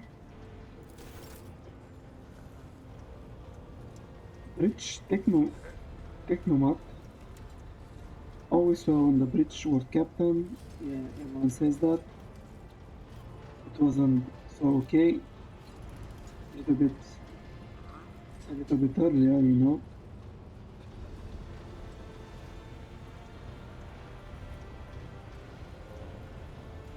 Let's talk to Idira. The tall, middle-aged woman stares straight ahead, her eyes vacant as she rubs the implant at her temple. Her collar is undone and one of the clasps is on the verge of falling off. Sensing your presence, Idira turns her head towards you and offers you a crooked smile even as her eyes look right through you. Augmentation, yeah. Idira, about your abilities. What are you talking about, Lord Captain? With noticeable effort, Idira focuses her eyes on you. She lets out a nervous laughter. Your psychers are only granted the right to live with the Emperor's blessing. Have you been on Terra? Look, Lady Theodora couldn't care less if some eggheads measured my brains or not. It's not about the seal on your forehead, get it? It's about what's in your gut, if it's rotten or not. My gut's stronger than the adamantine on this here ship. And my implants are better than the ones they put in you on your Terra. If they weren't, I wouldn't have lived as long as I have. Idira bares her teeth in a savage grin, a feeble gleam in her eye. Where did you came from? Lyra, an outlying world in the Heathen Stars region. In the Coronis Expanse, the deeper you go, the less visible the Astronomicon gets, and the less people know about the Imperium. The arrival of a rogue trader is the best thing that can happen to a world like that. The very best. Astronomicon, the psychic beacon that helps navigators to triangulate a course for their void ships to the warp. Tell me about Lyra. It's an out-of-the-way planetoid between two faint stars. On Lyra, a dozen local tyrants fight over 5 measly continents. But they use everything they can to win, from poison to psychers. I haven't been there in many years, but there's nothing for me to miss. Trust me. Idira begins wringing her hands, or shaking hands. But here on the ship is a different story altogether. I saw more wonders in my first year serving Lady von Valancius than I'd seen in my whole life on Lyra. Like my first journey through the warp, I was in bed for 3 days. I felt like supernovas were exploding in my head. I only found out later that I'd gotten off easy. Just through the bulkhead in the bay next to mine, a whole team turned into... Look at me rambling on, Lord Captain. Pay no attention. What did you do before you came to be on the ship? Oh, I embroidered wall hangings in honor of our national heroes. I did the same thing I do here, Lord Captain. Divining. Our rulers prized the ability to see into the future. Every psyker that could be found was worth a small fortune on Lyra. There's no such thing as a peaceful life on Lyra. People like me were especially sought after. They'd pick psychers up wherever they found them, buy kids off their parents, even just abduct them. Take me, for instance. I got taken from my street gang. The older kids sold me when they noticed there was something off about me. The ruling dynasties had schools where they trained us and beat us black and blue. And then they packed us off to serve. Some of us held on for a long time, but others didn't last. Not everyone's as smart and talented as me, you know. Some people crossed the line and were out of commission before their time. Adira looks at you expectantly. Then, as through clarifying, she uses her hands to indicate a head exploding alas. How did you end up in the rogue trader service? Theodora von Valancius paid a visit to the ruler I was serving at the time. I don't know what the visit was for, and it's no business of mine anyway. I can still remember the way the voices in my head changed when I looked at her. They were practically screaming. She had so much behind her, and plenty ahead of her too. As I gawked at her, all of a sudden I heard a whisper. A hint, a suggestion, nothing more.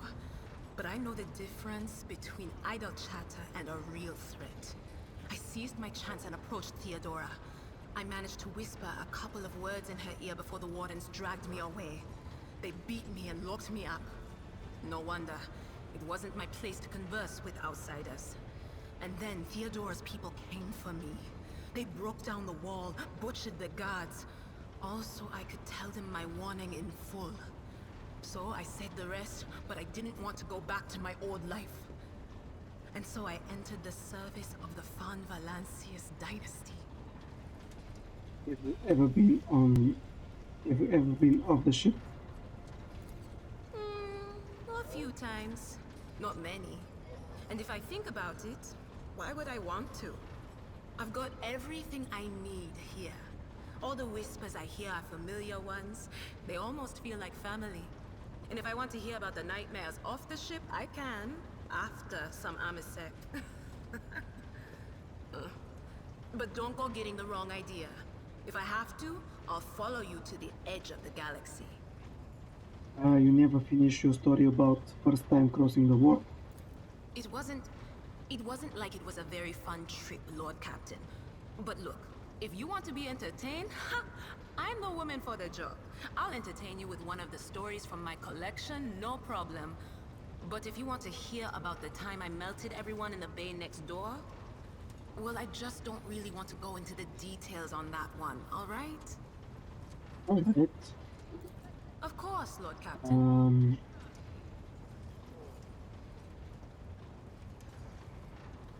What's like being a psyker? You could ask yourself that question, eh, Lord Captain? Every psyker feels their connection with the warp in their own way. One person might see spots and shadows out of the corner of their eye. Another feels fingers running down their spine. As for me, I've got a door in my head. One that's open just a crack. There's no way to close it, no matter how hard I try. I've just had to get used to the whispers from the other side. When I need to use it for work, I listen in more closely. But I usually just try not to notice it. How do you live with this whispering in your head? Training, habit, and a little Amasek and a couple other things you can get on the lower decks. If you put all those together, it makes things bearable. Sometimes I even wonder if I'm imagining half the voices I hear. You know, when life on board gets a little boring. Better than listening to the living, anyhow. What would happen if your door burst open? Well, if the door opens, that means somebody's planning to come in, right? But screw them. They're not coming through. Trust me. I know how to keep my valuable head locked up tight. Are you afraid of losing control? Only losers who are afraid of their own gift lose control. Or idiots who never figure out what they are before it's too late. Or little kids who want to play around with their shiny new toy. If you don't know the limits of your abilities, or you're always bouncing around in your own head, that's a recipe for disaster. Can you see my future? Alright. That's what I'm here for after all. So, I'm just going to lean on that door in my head a little more, prick up my ears, and listen to what the warp's got to say about you. If you'll allow it, I can listen right now. Idra wrinkles her nose and looks around. Then she wipes her hand, gives her head a shake, and finally nods. Idra grins like she's already heard some fallacious detail. Sure. Alright, let's hear what they're whispering about you. Idra laughs, rubs her hands together, and suddenly freezes with a vacant smile on her face. Her head slightly tilted. You feel goosebumps appear on your skin, and your cover begins to waver ever so slightly, as if moved by a breeze from a half-open door. Seek not on firm ground, but in a golden hall suspended in the void. There waits a child without kin, but with a name blind to truth. She draws the brush across the canvas and does not notice that her palette is full not of paint, but of blood. And with each smear, this well does not deplete, but fills and fills up to the brim. One thing is clear. When this vessel overflows, none will remain unstained. Among the blind men and false prophets, a red-robed sage seeks the answer to a question. He does not know that it is not the answer he must seek, but the question that will draw everything into focus. Will you help him, Rogue Trader? But mark that sometimes ignorance is sweeter than oblivion. Okay, I will guess that this red robe person is a guy that we are supposed to help. The first, the first servant. How was it called? Not first servant, but the right hand man of the Inquisitor. He is seeking the answers of the questions. A chained hound chases after glimmers of the aurora, but sparks and the scent of oil confound his nose. A chain trails after him. What will happen if you pick it up? Will you become his mistress? Or merely another beast in the pack of his true lord? Oh, actually, this may be some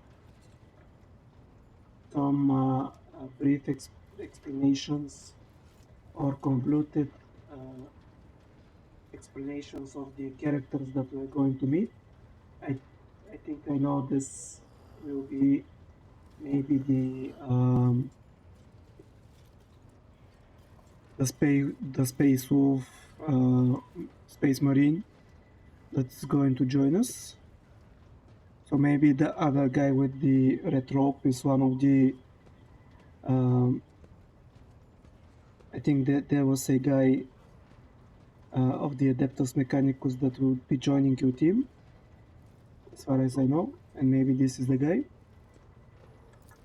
The glow of dawn bursts forth from its prison. Dungeon walls cannot contain the dark essence wallowing in the dust. A naive cub pushes his nose into a familiar hand, one that holds death in twisted glass. Cherish it or cast it off as a burden. The sword of change has already been raised. What is one more life to it? I'm sorry, Lord Captain. The voices are going wild. I can't make out a thing. I'll try to rein them in somehow, but for now...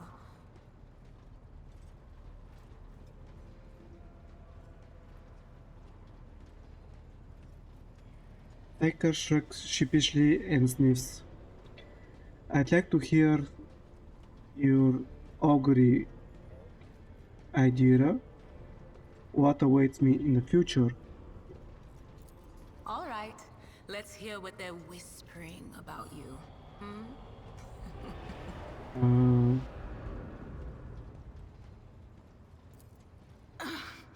I'm sorry, Lord Oh, Captain. this was the voices the- are going wild. I can't make out a thing. I'll try to rein them in somehow, but for now... Okay, so I can ask her later, and then she can give me more information about my future. Do you know Theodora von Valencius well? Did you know Theodora von Valencius well? None of the officers knew the Lord Captain well. Not even Abelard, and she was always closer to him than anyone else. She told me from the off that if I ever listened to anything in the warp about her without her permission, I'd be going out through the airlock. I'm not an idiot, so I never stuck my nose where it didn't belong. Only when I was asked. It's hard to wrap my head around the fact that she's gone. Lady von Valancius gave me everything I have. She opened the stars to me and the paths between them. I still think I can hear her voice.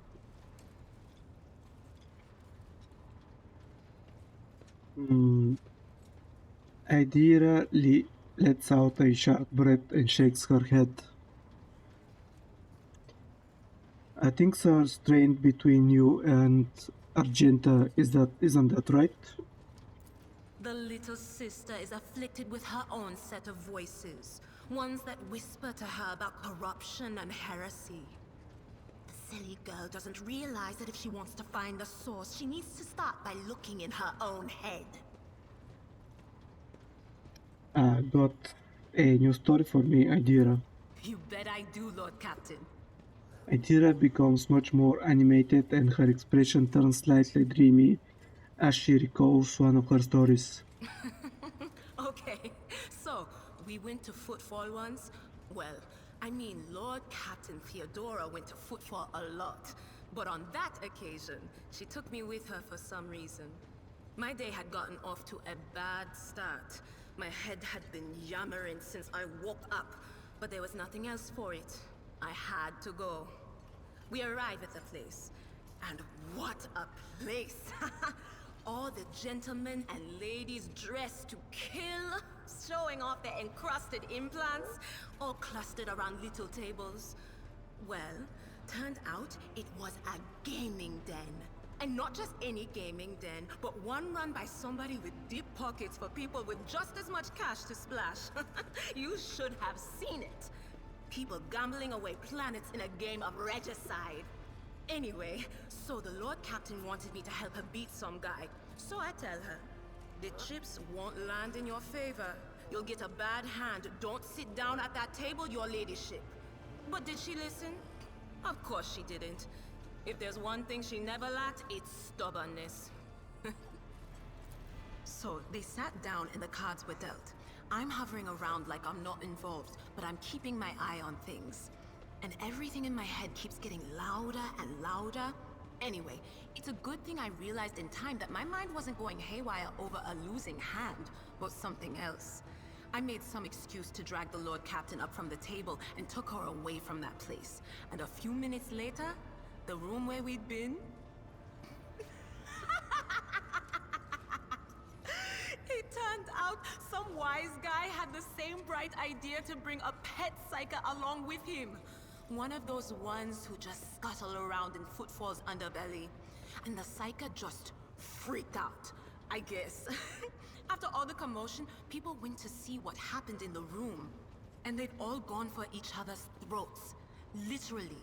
With teeth.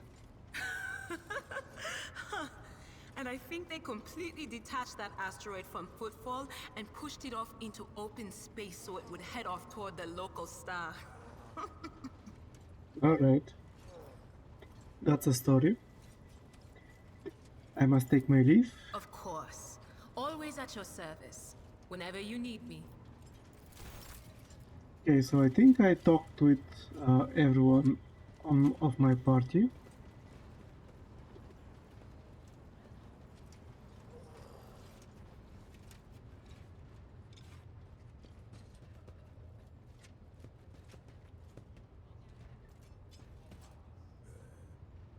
Unfortunately, there's nothing else I can do here. Okay, the first place I want to go back for a little bit is the Ward Captain's quarters. See if there's anything to do there. There are some goodies here, apparently.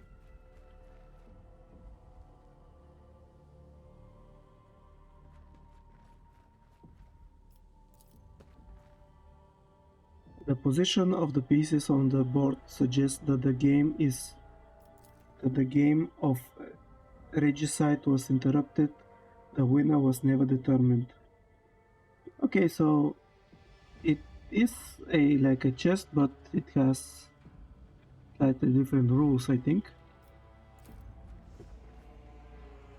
The glint of the display weapons is mesmerizing, but you have never seen many of these articles before. The fine sculpture made from a strange metal seems to absorb any rays of light that fall upon it.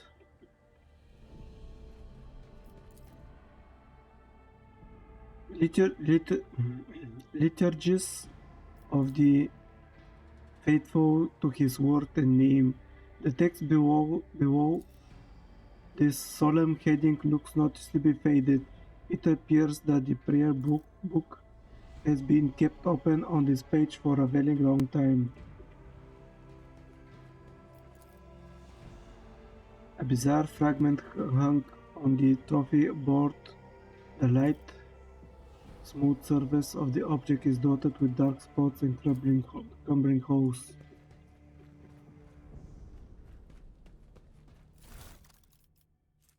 Oh, this is the DLC items. Lex Mechanic goggles and Rogue Trader's cloak. Okay, let's get them.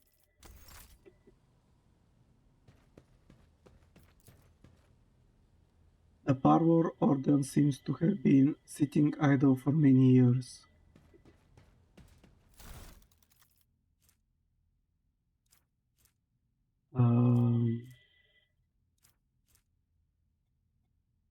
Okay, I think these are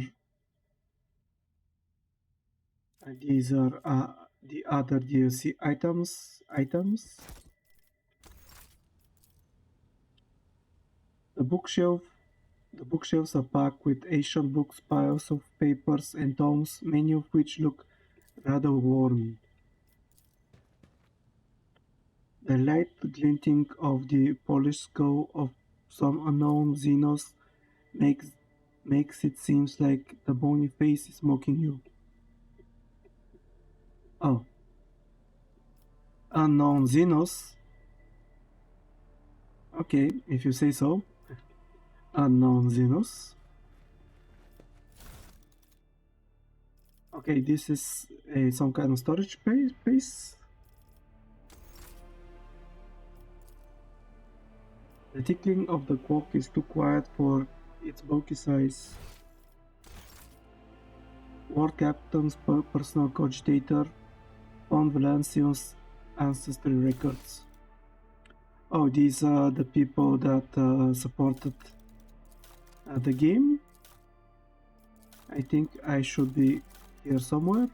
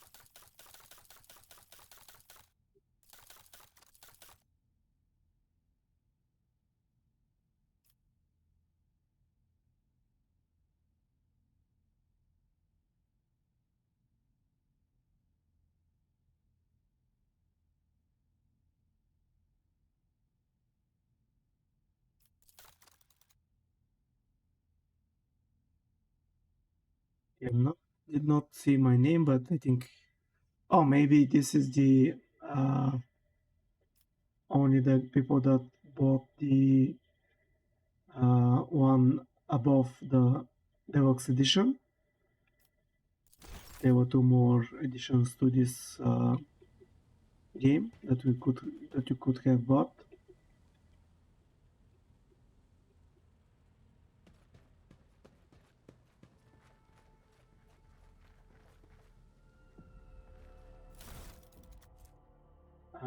Crack data slate.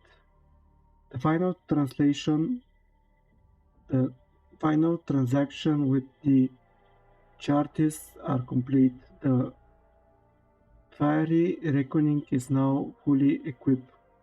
The object has been loaded aboard with its containment intact and placed in the forebay to ensure maximum contact with the target.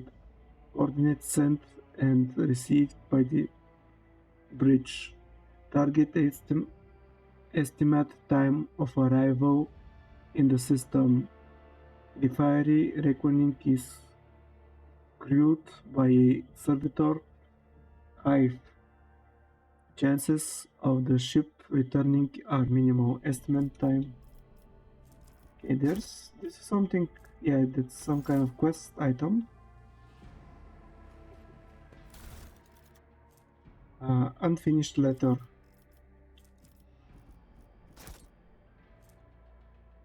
Discharging is irrelevant. Voidfir's mistake cost me too much. Years of work, tremendous resources, all wasted. He has failed at what he was supposed to be.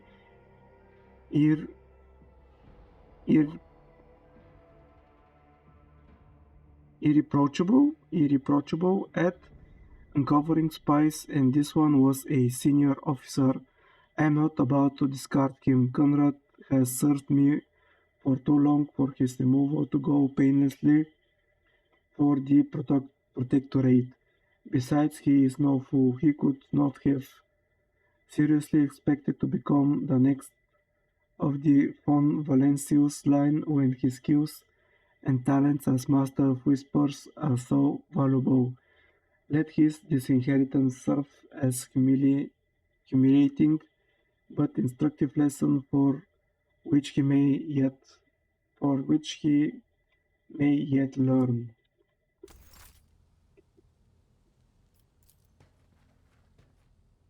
Beyond the stained glass, the distant stars glimmer in the darkness of endless space, filling you with odd sense of dread.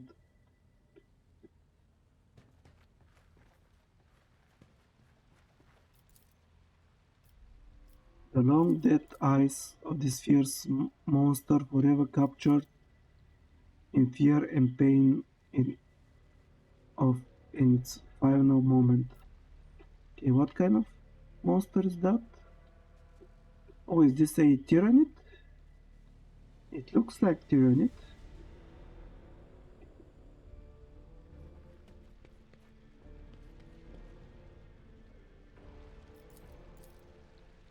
The water calming murmur and a warm stern feel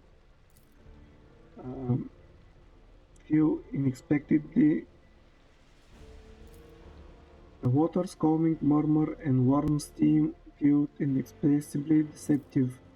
A moment of weakness and rest promises nothing but danger.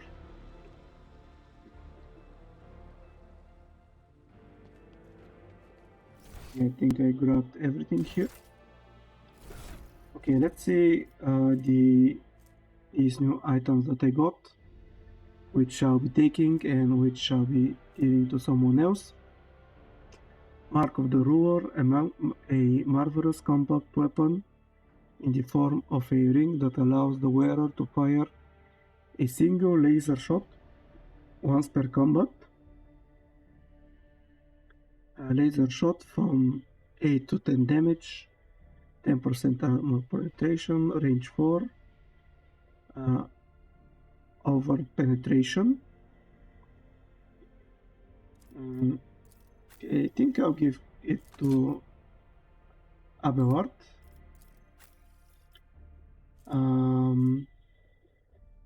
Von Valencius Cloak, while the wearer is at full wounds, they gain plus 5 to all characteristics. Okay, I think I'll take it.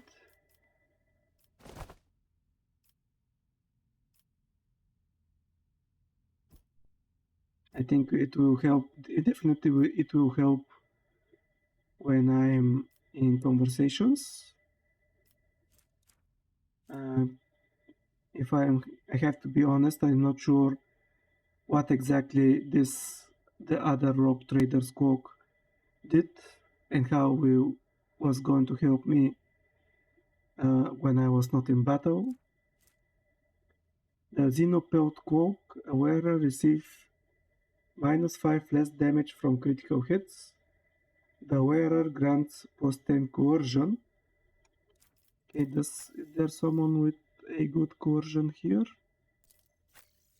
that I can give it to?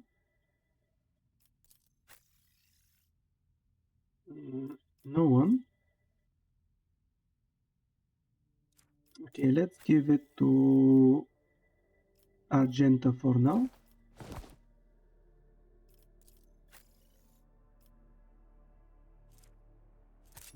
Okay, these are my other new weapons that I found, and this helmet.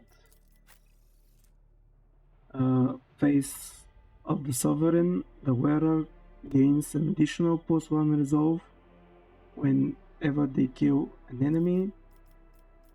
Ooh, okay. This is a helmet. Okay, I think I'll give it to Idira for now. Oh, this one is cool. But I don't think it's good for me.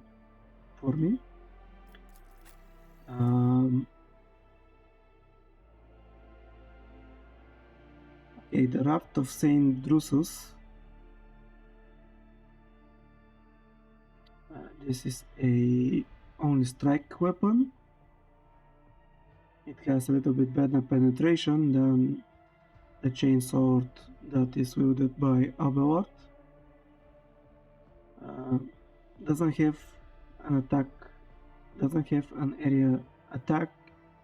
Increases damage from all sources against any hit targets by 50% until the end. Increased damage from all sources against any hit targets by 50% until the end of the combat.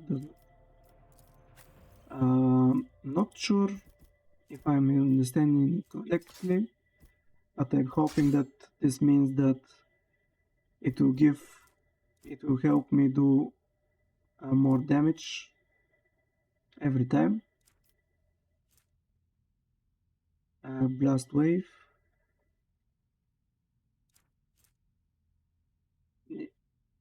Negotiator pistol. Attacks from this pistol inflict the melting effect. Okay. What is the melting effect? Info. Every stack reduces deflection by -1 and armor by 10. Okay. Heirloom auto pistol. This auto pistol can be used as if the wielder has dual weapon combat talent. Alright. And the blast wave.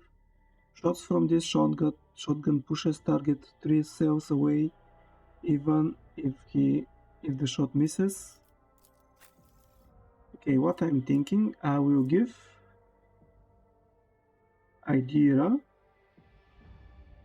the heirloom auto pistol, and I'll give her a sword just to have it. Okay, she cannot. She can use it. I'll give the shotgun. Okay, is it better than the one that I have currently? It's a little bit worse.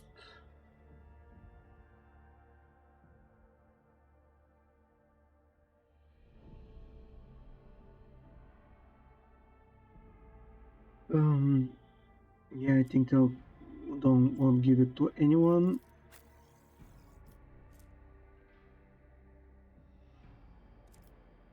I think I'll give this negotiator pistol to Argenta. Second weapon that she had. Okay, who can I give the shotgun to? Yeah, I think the shotgun will stay with me.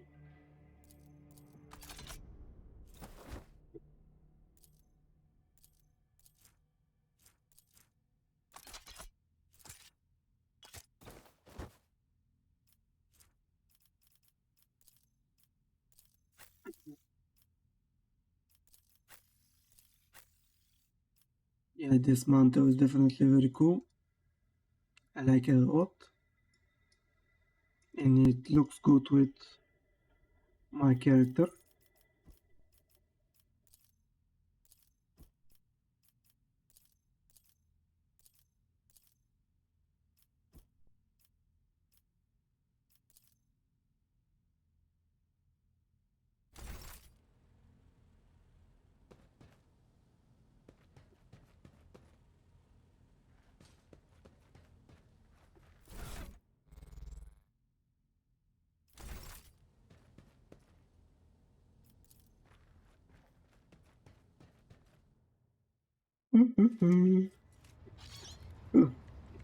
Sorry about that.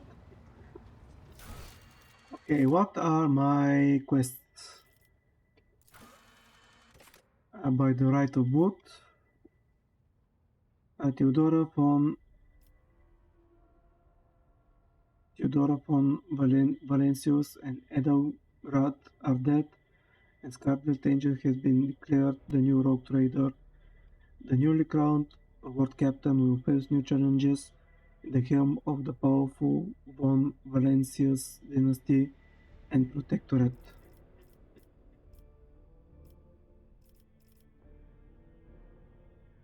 Okay, this one is done.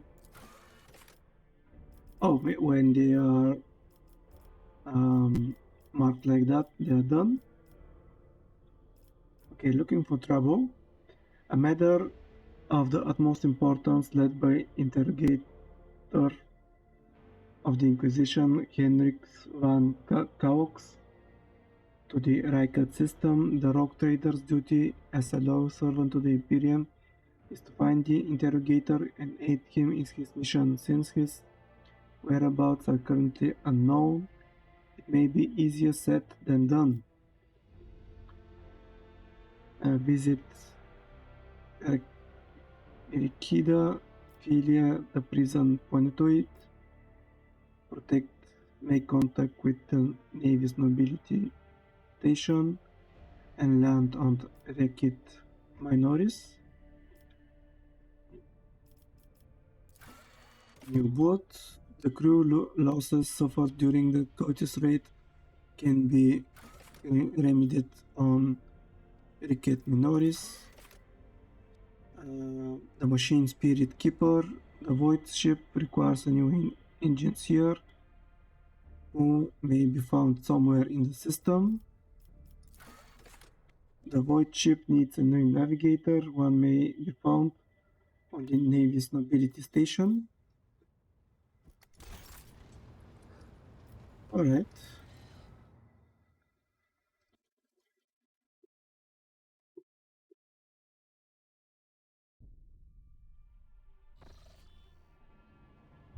Star Systems. The events of Warhammer 40,000 Rogue Trader take place in a vast region of space known as the Coronos Expanse. This sector is composed of numerous star systems, many of which you will get a chance to visit. You will find yourself scourging the void in search of routes leading to new uncharted system, discovering more routes as you explore the expanse. What you see before you is the map of one such system. Each star system contains objects you can interact with.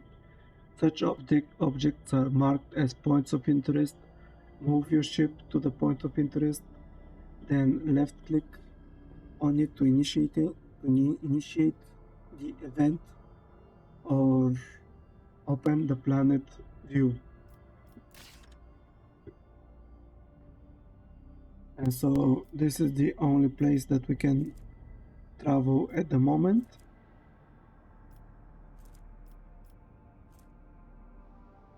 Oh, these are not export places. Oh, no, stop.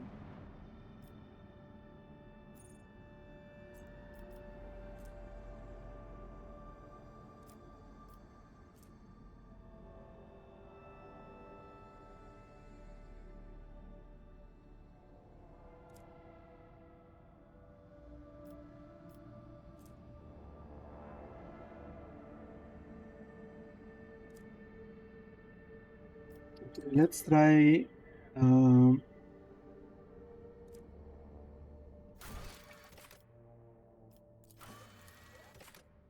okay, let's try first to go to the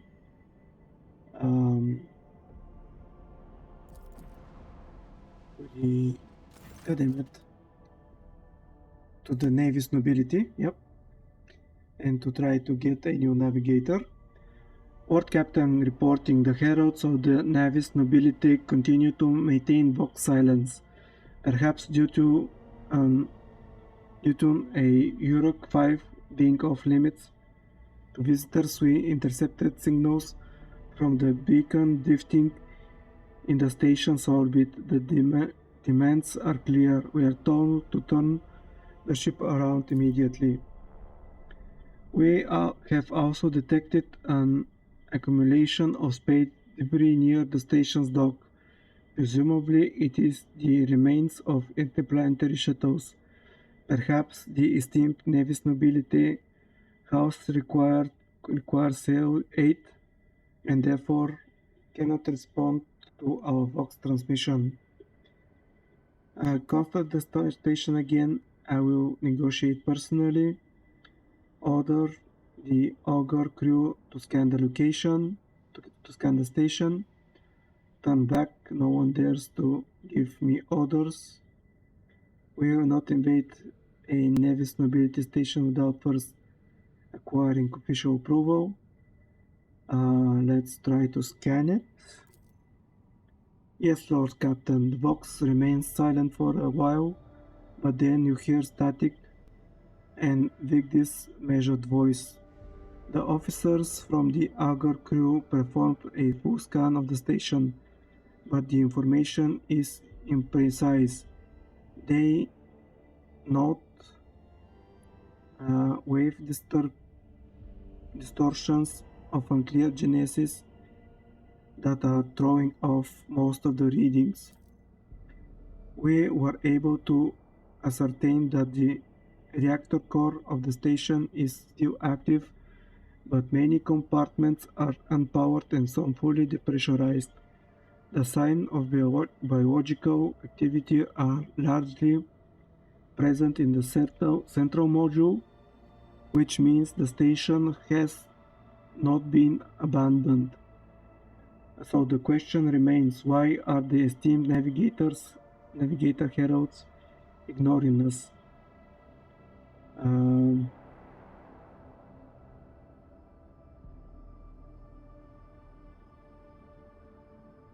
Contact the station again. I will negotiate personally.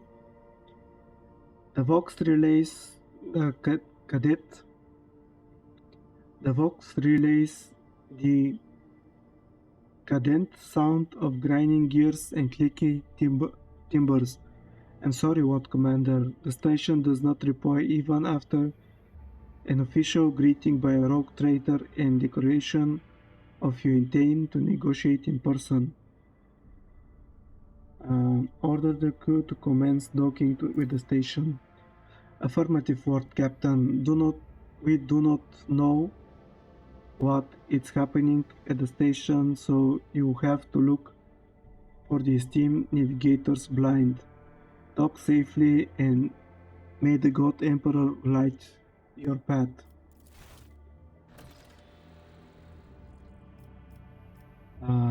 Navy's Nobility Station is not responding to any signals.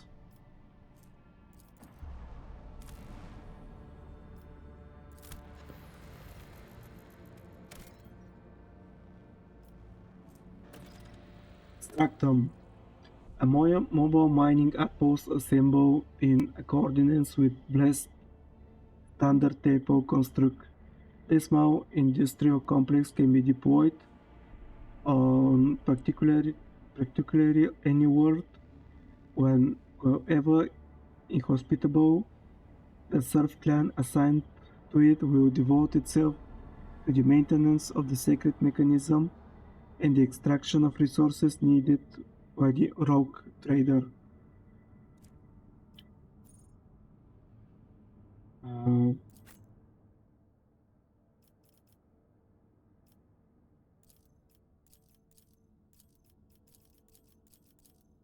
Yeah, everyone.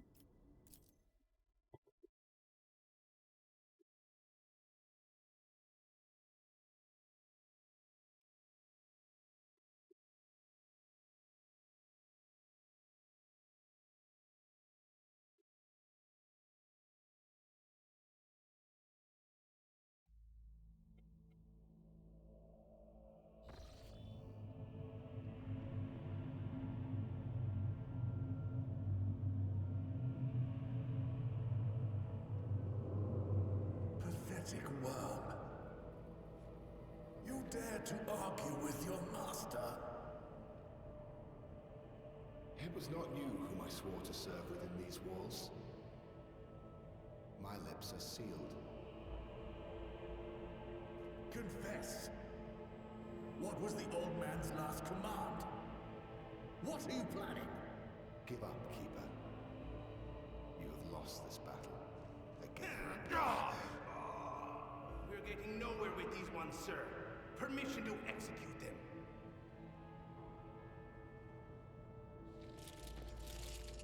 Wretches, you will be considered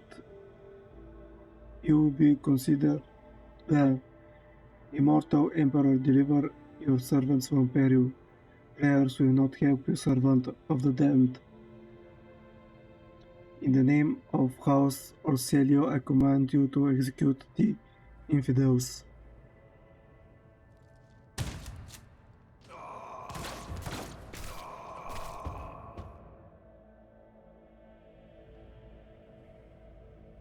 Not a step further, Master. We have some strange guests on the station.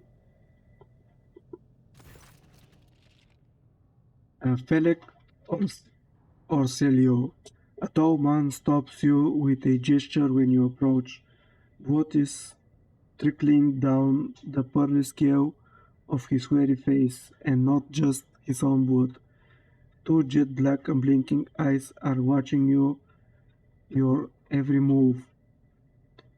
And the third one, the mark of the navigator's fate, a menacingly posing behind the lowered lid in the middle of his forehead.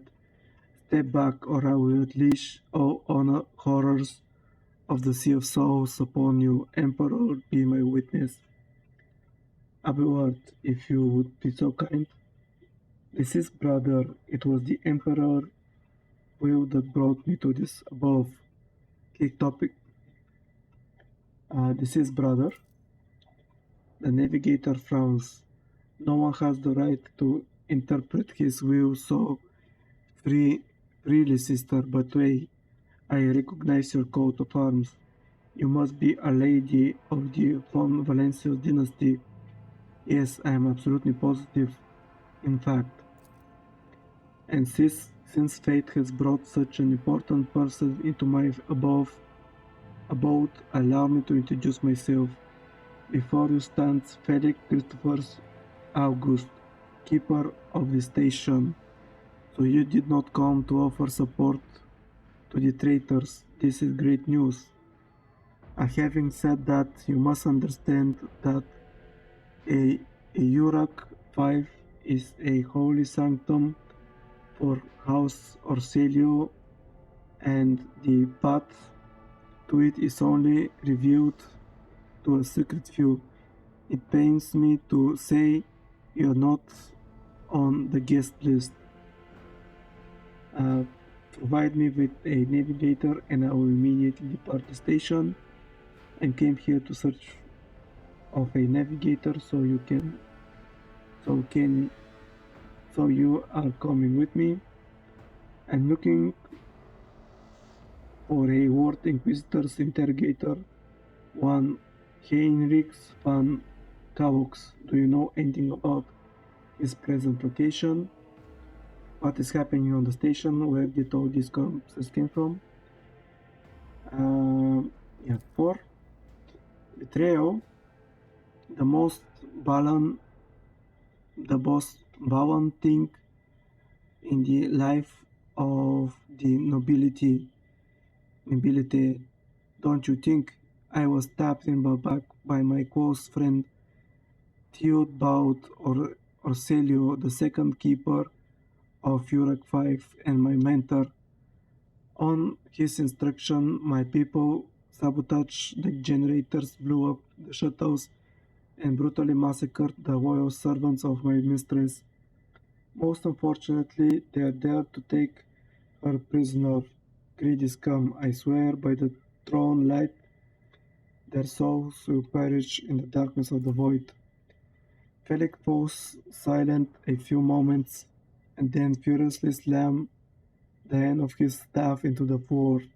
The madmen have captured Lady Cassia and are now torturing her upstairs while we are idly chatting down here. Help me rescue her and be gone, but waste no more of my precious time. What kind of help are you talking about? I still have questions concerning the situation on the station.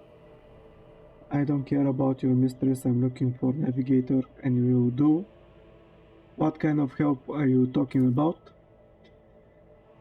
I would never ask you for such a favor under different circumstances, and yet Felix takes his hand away from his ribcage, notices blood, and winces in pain, and yet Lady Cassia's well-being is above all. I haven't got many people left, and my wounds are too deep for me to act with precaution and swiftness, with precision and swiftness. But you may actually succeed. In order to ascend to the Mistress Chamber, you need to remake a holy relic sanctified with the blood of Lady Orselio herself. This is the control rod of the elevator machine spirit. I have found part of the rod, other was lost during the mutiny. But even this relic will be of no use unless the elevator mechanism is powered. Why should I help you? How do I remake the control rod? I have a phylactery containing the Mistress blood. If needed, it needs to be taken to the laboratory, which is located behind one of the reliquary doors. The most ancient and sacred mechanism will help to rebuild the rod. The tech priest carelessly performed the rites of appeasement so that the machine spirit would serve the house in its time of need. The fateful hour is now upon us. So how is supposed to power the elevator? The station main cogitator is sustained in the guard room. Just enter the correct command sequence and the secret mechanism will do the rest. If it's so simple, why don't you do it yourself? I never said the feat would be easy to accomplish. The path to the laboratory and the guard room is blocked by the very same madmen who took over the station. They will not negotiate and are not afraid of dispersing the Navy nobility or incurring the Emperor's wrath. They bow only to the brute strength, something which it currently happen to lack. I guess that makes sense. So what have you decided, descendant of the von Valancius line? The walls of your house upset the balance of power in this part of the galaxy. I will help you, if not for the sake of profit, but for the good of the Imperium. It will be an honor to save Lady Navigator from the walls. Rogue Trader, 8 will cost House Arcerio, but you should rejoice for your mistress' life. Alright. Okay, the walls of your house upset the balance of power. Item received, Phylactery of Blood. Alright. Okay, unfortunately, I'm thinking that this will be it for the stream tonight. I'm a little bit tired and I would like to take some rest. So, yeah, this will be it for tonight. Thank you for being here. I really appreciate it. All my streams are uploaded on my YouTube channel. You can check them out there.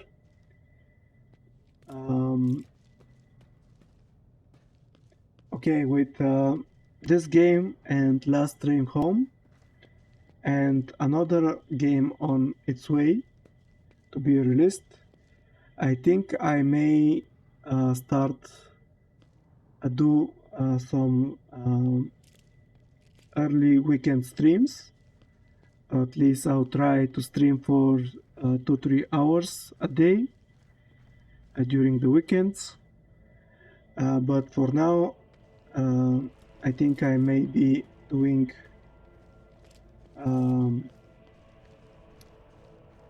Last Train Home on Saturday and Sunday early in the day, and after that Rogue Trader in the night. And for my next week, I'm not sure how exactly my schedule will be, but